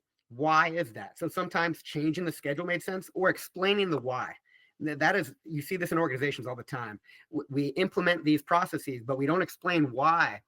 We don't give a heads up to the people involved. So then uncertainty or misunderstandings leads to unnecessary stress. So these stress assessments got recognized as a best practice throughout the COS program. We grew to over 100 individuals because of a lot of our training systems. And this is a long-winded start to me answering your actual question of organizationally, we made something to where people found value in the knowledge that we were passing because of the encouragement of applying that knowledge in your life. So again, like we talked about earlier today, knowledge means nothing. If you have all the knowledge in the world, it doesn't mean anything if you're not applying it. Wisdom is applied knowledge. Agency is imperative for actual intervention and optimization. So it doesn't matter what you know, it matters what you do. Of course, you have to know what to do correctly, and where to aim your efforts. So that knowledge is crucial. But if you only have the knowledge without the agency, you're not going to be accomplishing much. So what I try to pass, based on the amount of time I have, I've done anywhere from 5-minute classes, like I said, all the way to week-long classes, 8 hours a day for individuals that are doing our leadership team and everything in between. I like to, when I have time, start off with stress management. Again, as we talked about, stress is inevitable. And if you are reacting to the stressors in your life, we talked about awareness being paramount, delineating stressors versus stress, controllables, uncontrollables, problem solving versus coping strategies. I like to teach stress management systems like I concisely just described, because we need to change from reacting to effectively responding so we can manage inevitable challenge in our life. So effective management of stress is what I like to teach first to encourage recovery. But my favorite thing to talk about and write about on Substack is then intentional stress, or training the skill that is resilience, causing deliberate discomfort in a manageable way for a limited amount of time in various domains: the physical domain, the mental or emotional domain, the social domain, based on whether you're an extrovert or an introvert, or talking in public, which was my biggest fear growing up. I do it all the time now. I love talking in public, particularly about things I'm passionate about, like we're doing today. But I almost fainted in front of my class when I was at junior high. All my friends were in front of me. I wasn't prepared for a presentation. Almost fainted. My teacher made me sit down. Very, very embarrassing moment. And I didn't like talking in public through grad school. For the most part, it changed during grad school. But embracing that fear and training the skill that is resilience, the more that I approached it with intention and preparation, the easier it got. And that is true of any skill, including spiritual skills, including knowing your values and applying them, making sure your actions are in alignment, which is why I love talking about self-reflection. We tend to do a lot of things that even subconsciously, even without thinking about it, may not align with our values and priorities. And that inherently will cause internal conflict and undue stress that will impact your ability to sleep well at night, your ability to be proud of who you are, or have the effective perspective on life. So I like to now answer your question concisely. First, teach stress management to effectively manage and recover from stress. But again, prevention is way more effective than intervention. Early intervention is better than treatment when you get to a point of decreased function. So intervention to recover, but prevention, that is resilience training. So the more that you can effectively cause stress to develop plasticity in your mind and body to respond effectively to inevitable hardship in your life, the more you're prepared for, unfortunately, what is coming in different ways. And I think it's interesting because I've come to that conclusion through, not necessarily through the through like a how do I say it? The approach, it feels very what do you call it? Like teacher, like just a life teacher type of way of going at it. I have come to the same conclusion through therapy. So like the way that you're describing it is more of like the military way, but it's still the same thing. It's just a different way of explaining it. But it's essentially the same conclusion that the best thing to do when it comes to growth is, what's the thing you're afraid of? And let's start at a bite-sized version of that. Let's they call it beating the dragon that is small enough for you to beat, right? Like the smallest dragon you can beat. Start there, and then work your way up. And that's been the same thing for me. Is once I started looking at the things that I was afraid of and walking towards them, more light illuminates that thing. And then I realized that actually I was imagining a lot of this, like of how large it actually was. And certainly there were things that I experienced that were very scary and very painful. And yes, some things hurt more than I thought, but I realized that I was more resilient than I believed I was. So it's not so much that they weren't difficult, or that actually when I went towards them, it was fine. I went towards them. It was really scary. It was really difficult. But I found out that I actually had more in me than I thought I did. And that's that, learning that part of like, oh, I'm okay, right, was what gave me the motivation and the confidence to keep moving towards that discomfort, to keep moving towards the things that make me afraid. It's the things that make you afraid that offer you like the biggest lessons in your life, like what it is you still need to grow, where it is that you still need to grow. That's in that direction. That's in the direction that's most scary, because you're not going to learn it where everything's lit up. You have this little circle within you that okay, this area is good. But once you go and you explore the darker regions that you don't have any light in, and you start bringing your own torch, you start realizing like, oh wow, like there's so much more I don't know, and that's worth the scariness of it. Absolutely. And you were talking about dealing with fears, and professional intervention for fears and phobias is exposure therapy. It's just progressive overload and exercise physiology principle of starting somewhere very manageable. If you're scared of spiders, let's look at some pictures of spiders. Now let's go to a museum that has spiders in an enclosed case. Now let's go somewhere in a room where it's crawling on the floor 10 yards away from you, and building up to a point that makes sense to help you manage or potentially even overcome a fear. So progressive overload is just manageable start to a stressor, and then increasing that stressor once you become comfortable at that manageable level of slight discomfort.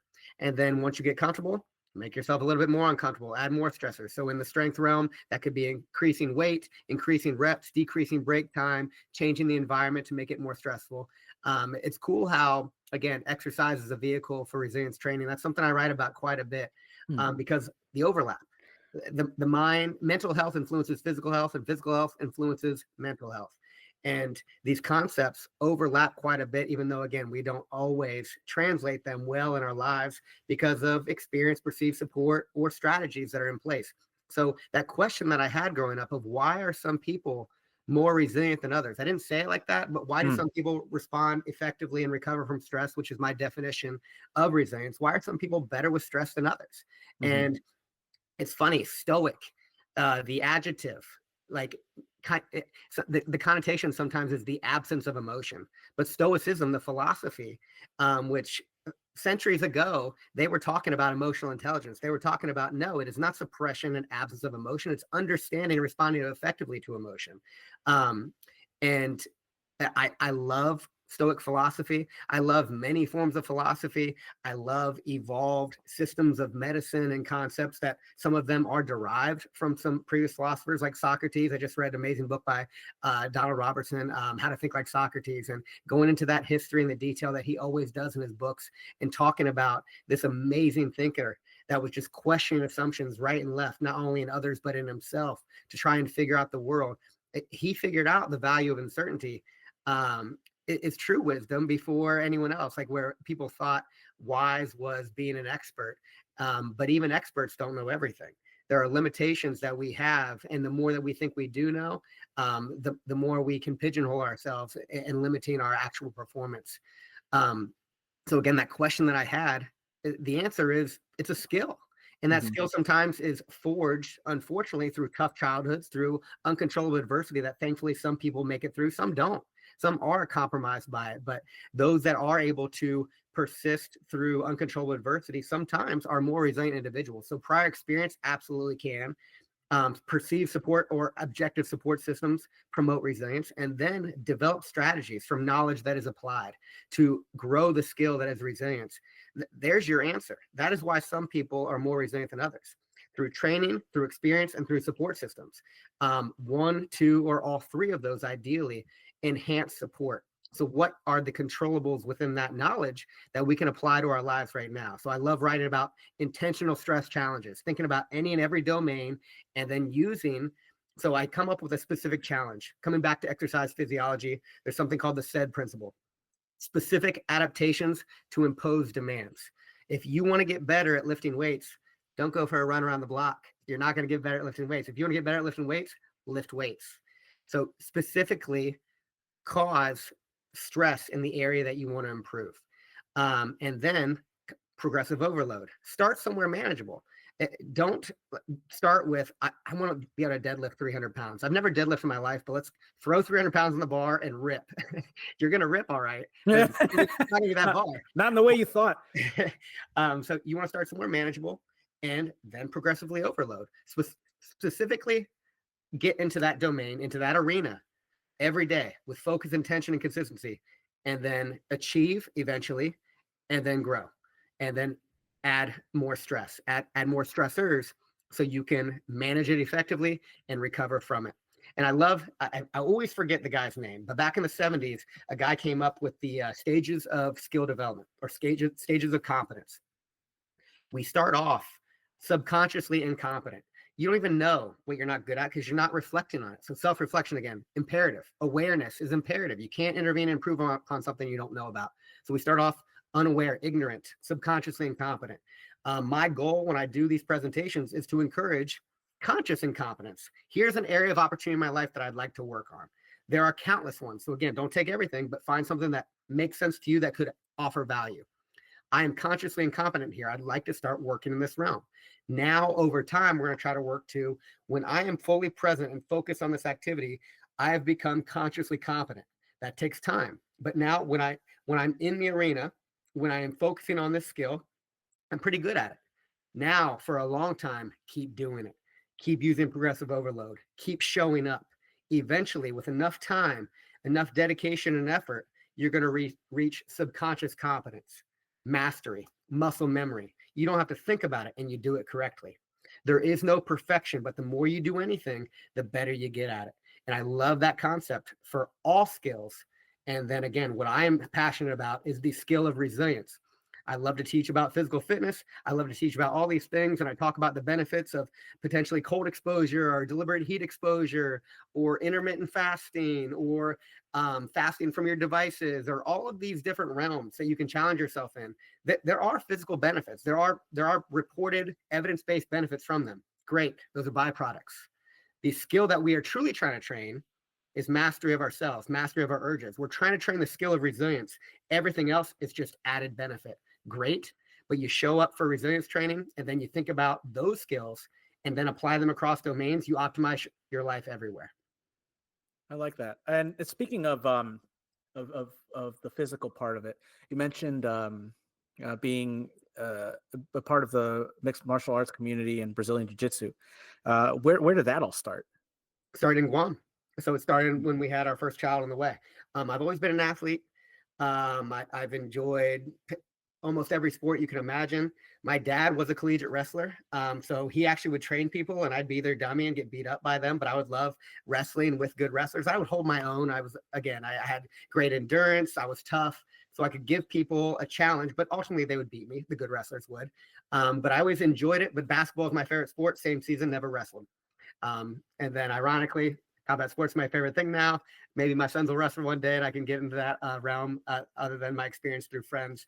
That would be fun, but whatever they want to do, I will support. Coming back to me, I was 30 years old. We're in Guam, expecting our first child. And in Guam, martial arts is a part of the culture. It's very prevalent. Small island. The island of Guam is smaller than the base of Camp Lejeune, my first duty station, which is a wild experience. But many gyms, amazing people, amazing culture, not only in general, but mixed martial arts and Brazilian Jiu-Jitsu. So I tested out a few gyms and ended up at one in particular. It was at a house in a backyard that looked like a prison yard, but they had a cage, and showed up and just loved the team, loved the culture and the interactions that they had, even though they beat my butt the first few days. They were in the process of transitioning to a pretty big facility, and ended up a lot of these guys, including the owner of that gym, became close friends of mine, still in contact with JJ every day, one of my closest friends. And it's incredible to think that I started training just because I wanted to better be able to protect my family with my hands if I had to. Don't get me wrong, I train in weapons, but and I love mixed martial arts. I love striking-based martial arts, but you're escalating force when you consider hitting another individual, when you consider withdrawing a firearm or a knife. Those are considerations that you need when you experience asocial violence or life-threatening situations. Absolutely be prepared for that. But most of the time, social violence or ego-based arguments or people trying to front or whatever you want to call it, asocial violence, where people mean to do you harm that could threaten your life or another. You need to be prepared to escalate force with a deadly weapon or in some way, shape, or form. Most forms of potential violence are social. So this is ego-based. These are arguments. These are people trying to front. But the best form of self-defense, which I've coincidentally learned through learning combat sports, is avoidance, it's situation awareness, it's threat identification, it's confidence in how we control our posture and making sure potential threats see that we see them. So predators want to find prey. We live in a world where most people are looking down, most people are bottled up and are easy targets. No, if you're a hard target, if you have good situation awareness, if you can identify threats before they are right in front of you, you're probably going to deter them a lot of times and they're going to look for another target. Don't get me wrong, it may still need intervention on your behalf, but deterrence can happen before the argument even starts. But once the argument starts, if you are insecure, if you are untrained, you are going to experience that stress response, that fight, flight, or freeze response. And again, if we are emotional, we are not going to respond accordingly. We're going to react probably in an irrational way. The more trained you are, the more confident you are in your voice, in your posture, in your ability to know that you don't need to, whether you have an ego or you don't, you don't need to fight in the streets. There's no good things that come from fighting in the streets, but being able to use your hands, being able to protect yourself and others, that there are many martial arts out there. I've become quite biased. I love jujitsu. I think conceptually it applies to the largest ranges of ages and abilities. I think as I've become a coach, I love teaching concepts over specific techniques when it comes to our intro class. So don't get me wrong, you can't take a self-defense seminar that I offer for 2 hours and be good to go. It takes, like any other skill development we talked about earlier, the hierarchy, it takes time to become proficient. But you train for a while, you become a harder target. Again, you develop a little bit more confidence in yourself. You develop the ability to be harder to actually physically move or hurt. And the more you can delay time in an altercation, the more opportunity you have for help and intervention. So I started training. My why was to be able to protect my family a little bit better. But I fell in love both with MMA and now primarily Brazilian Jiu-Jitsu, because it offers, like we talk about, once you know the way, you see it in all things, the lessons that you can learn on the mat. We talk about becoming comfortable being uncomfortable. It is not very comfortable to have someone who is much bigger and stronger than you on top of you with the intent of making you tap to pressure, suffocate, strangle, manipulate one of your joints to a painful point of, even in training, we very much encourage safety. No one's breaking limbs in our gym, thankfully, but it's a risk. And of course, when you compete, that happens. But being able to maintain ration despite someone trying to cause you physical pain, that is stress inducing.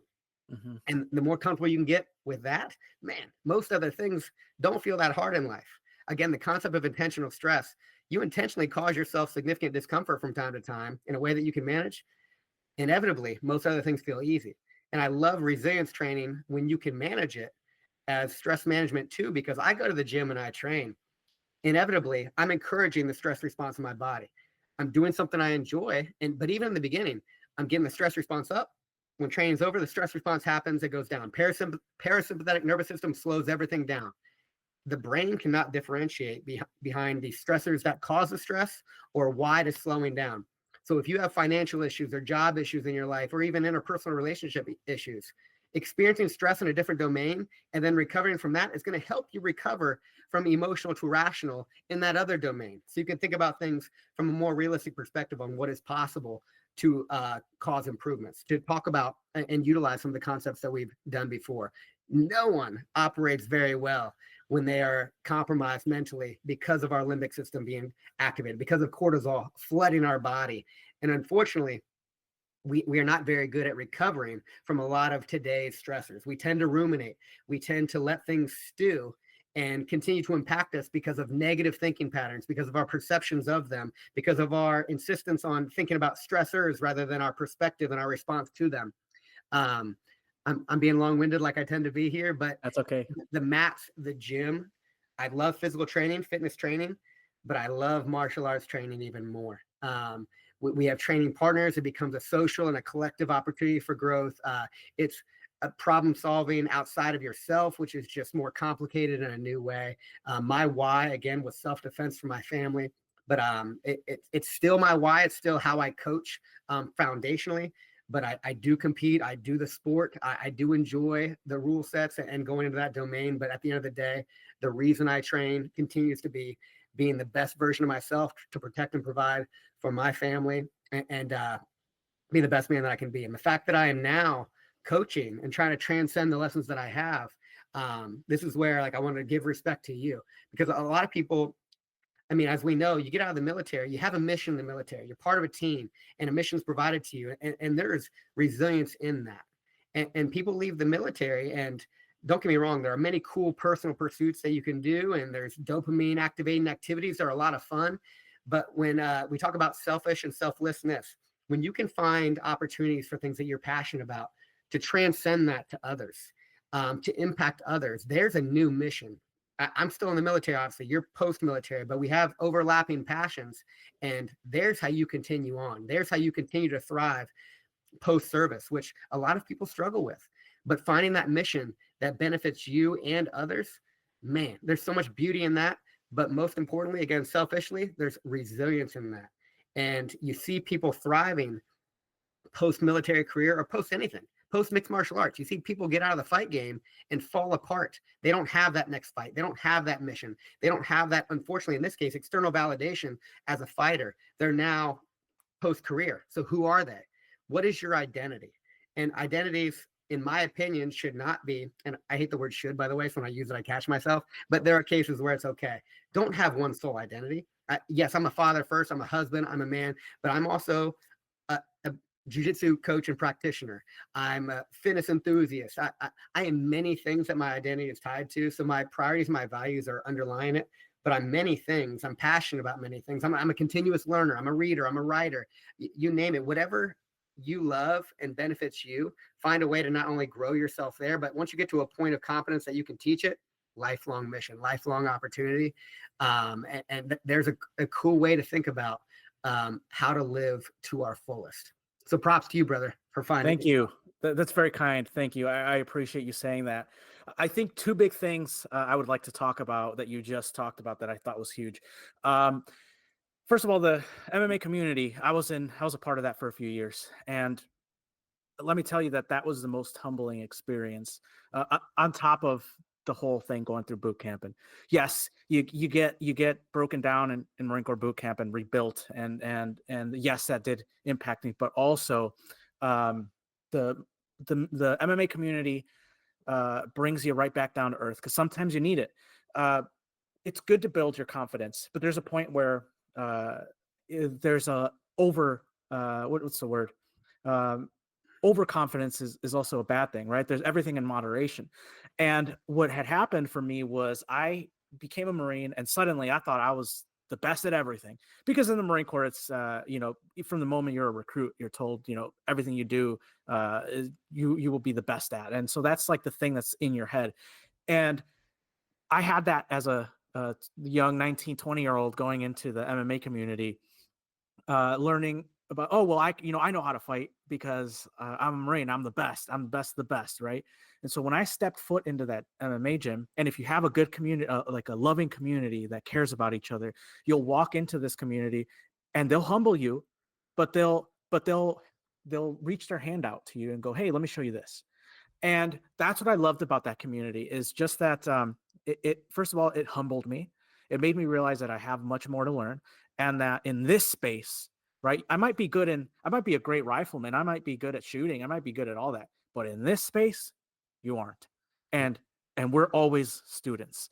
And that's what I took from that environment, was that you're always a student. And so that was my experience in MMA, and I loved it. I loved being a part. I was like, man, like giving back. And I eventually became like a conditioning coach, because that's what I could offer. I am not an expert in boxing. I'm not an expert in martial arts, but I do have pretty good knowledge about fitness, right? And so I can show you some things that were really helpful that I learned in the military. And so that's what I could bring here, right? So it wasn't this idea of like, I could fight anybody. You know what I did? My first day when I went in there, when we talk about ego, I walked in and I was like, give me the biggest guy. I want to fight the biggest guy here. And they gave me that. I got my wish.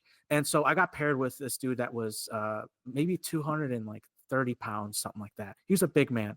And so he was, I didn't know this, by the way. He was a Muay Thai fighter, and he was also a purple belt in judo, and didn't know this. So I thought, okay, this guy is heavier than me. So what do I need to do? I need to run circles around this dude and get him tired. And so that's what I did.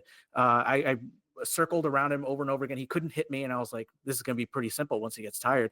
And so then he slowly, with his knowledge, because he's just way more knowledgeable in this space than I am, he slowly, I didn't notice it, but he's slowly walking me to like the wall. And so I'm not realizing this because I'm focused on, I'm just going to keep darting back and forth, right, until this guy gets tired and I can hit him.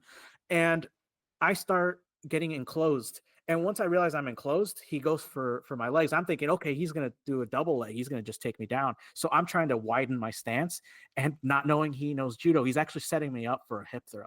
And so he then, I feel his shift, the weight shift very quickly. And by the time I realize what's happening, I'm in the air. And he throws me. And next thing I know, he lands right on top of me. And that was a moment of, you're not in control here.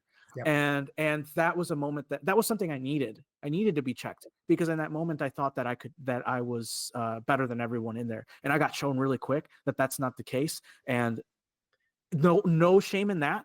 But let me show you something, brother. That's what I learned there. And I learned to be humble.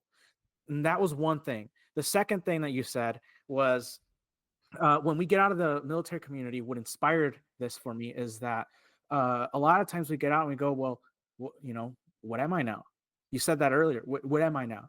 And that was a question I asked myself. And so I would like to invite you too, by the way, because I'm working on something. This is going to be something down the road, but I see it being part of my life at some point, which is I would love to create an event, a military event, like a ball, so to speak, a military ball, something that we hold near and dear to our hearts in the Marine Corps. I would love to have a space for veterans to get together in an event such as a ball, where we can get back together with each other and connect. Because at the end of the day, connection is what really what we're looking for. And so we lose it when we get out. We feel we lose it, but that's not true. That's just in our heads, because we don't see each other anymore.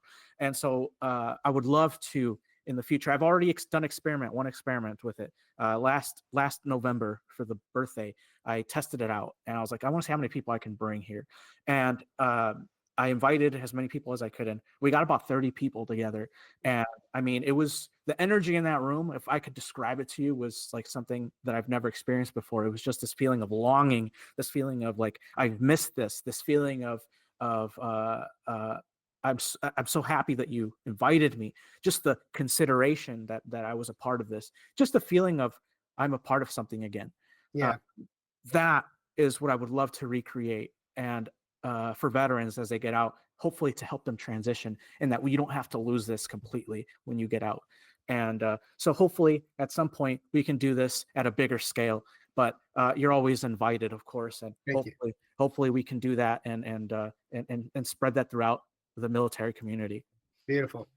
Yeah, talking about the martial arts experience, funny. I had the same mindset. I went in to training very athletic. So before I trained with that MMA team, where I knew I wasn't going to be great when I first started sparring with those guys, I went to a standard jiu-jitsu gym where there were white belts there who were not very impressive looking when it comes to athletics. And so we're doing the warm-ups, and I'm one of the best athletes in the room easily. And I think that's going to translate well to my performance when we start sparring. But all things being equal, give me skill over athleticism, size, or strength any day.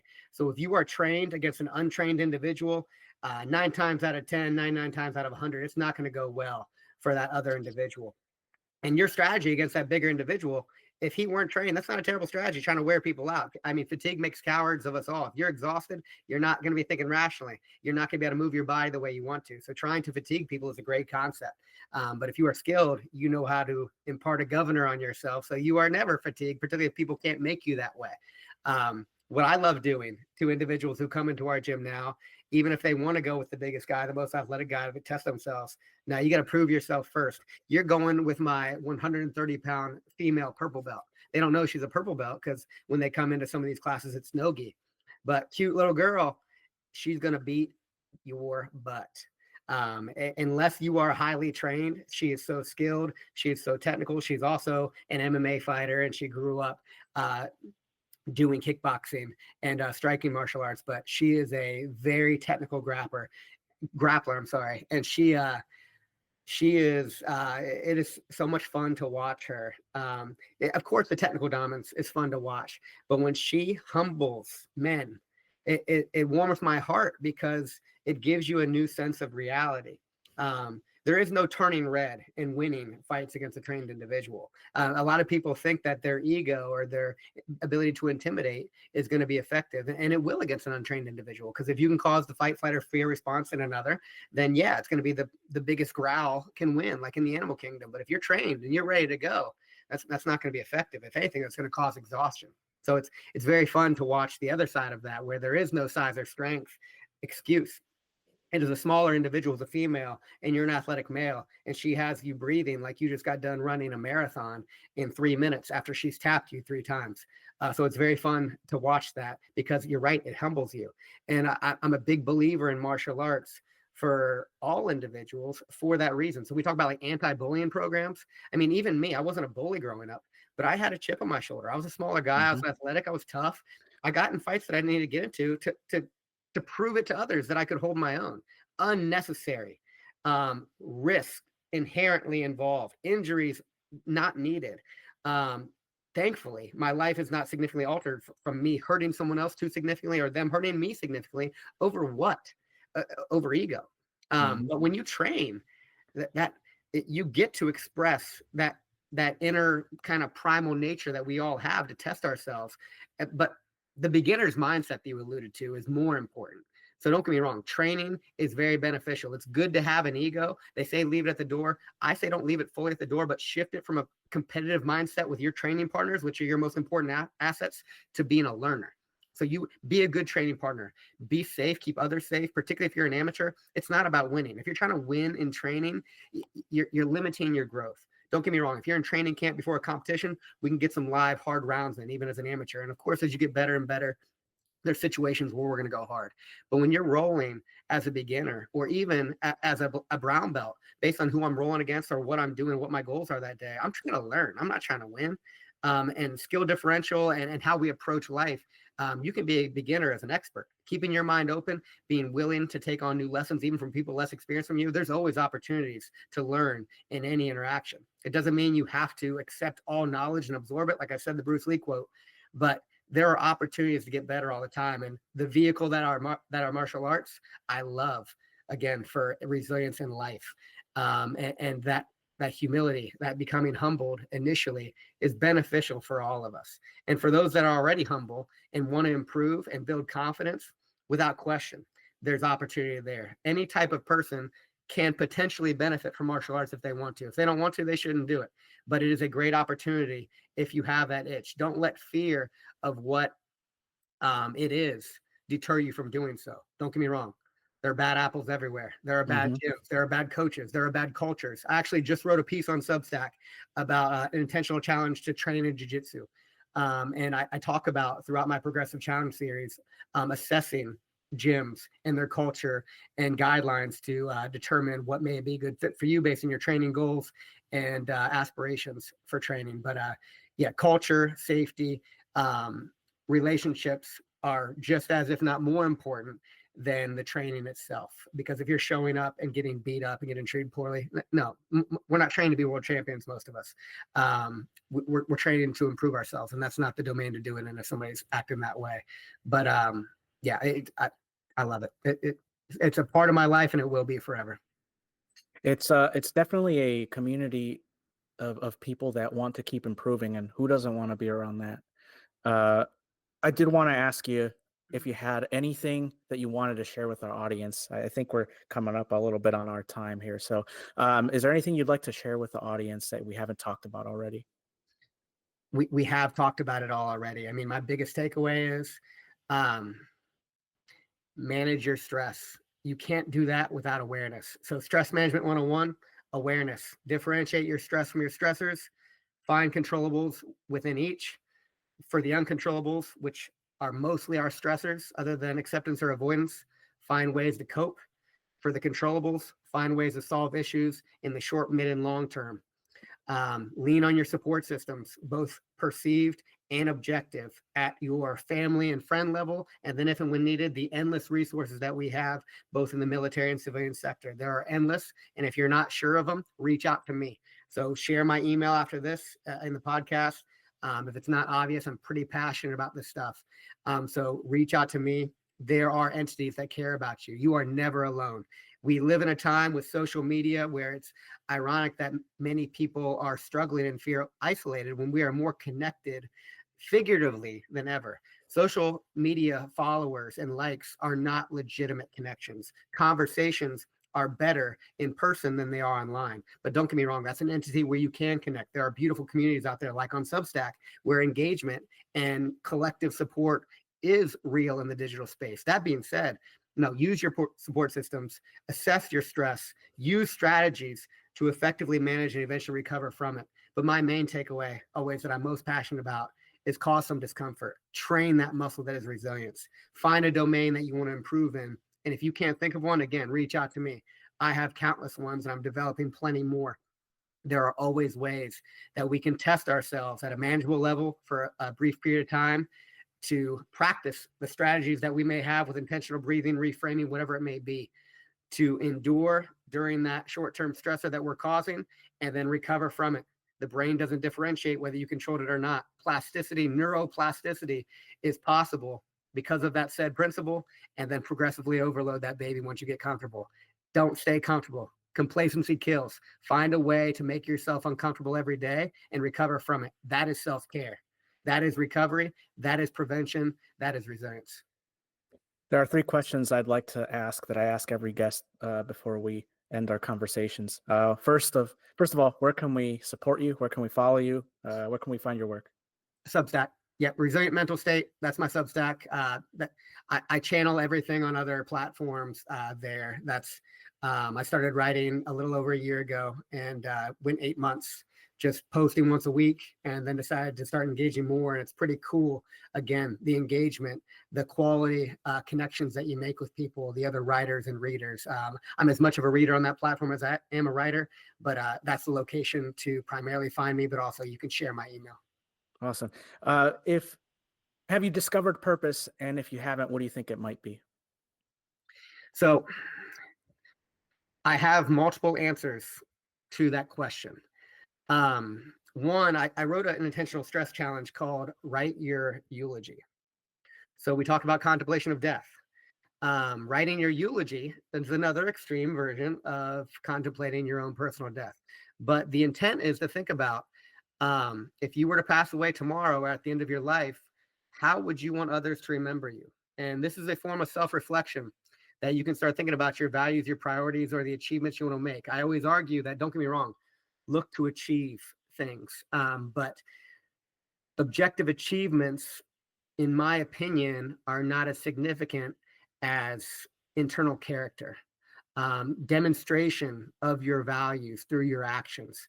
So how do you want to be remembered? And dial that down to maybe one sentence. So when I talk about like purpose, what I put in that Write Your Eulogy post was, the purpose of life is to become comfortable with death.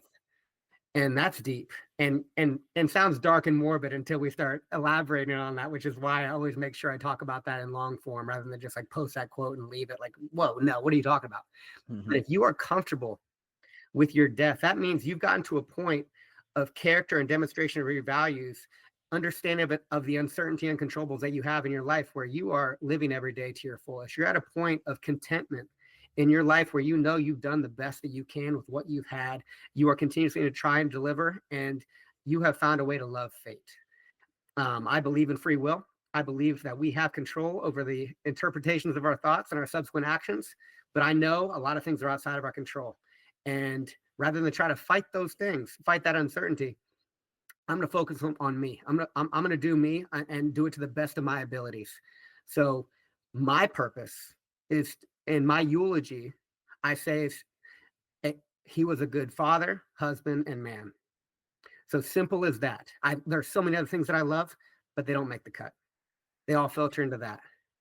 If you could speak to your childhood self, what would you say? That's a great question. Let me sit on that for a second. Keep showing up, keep going. You don't know everything. You actually don't know anything, and you never will. Stay the course and listen to your heart. Because I know as a kid, I've always been a good guy, but I was listening to my underdeveloped mind and doing a lot of negative thinking patterns or acting on a lot of thought interpretations that were more from emotion and feelings than they were from ration. We don't develop our brains until it's 25, 26, I think is about the age that the prefrontal cortex forms. So listen to your heart and know that time is necessary to fully find yourself, to find what you're looking for. It's coming. Don't rush the process. Love the process. Show up every day and do the best you can. Lieutenant Commander Kyle Shepard, thank you so much for joining us and for having this conversation. It takes a lot of courage, as we talked about, to be vulnerable. And thank you for leading the way. And we'll be in contact soon. I appreciate you, brother. Been a pleasure. Take care.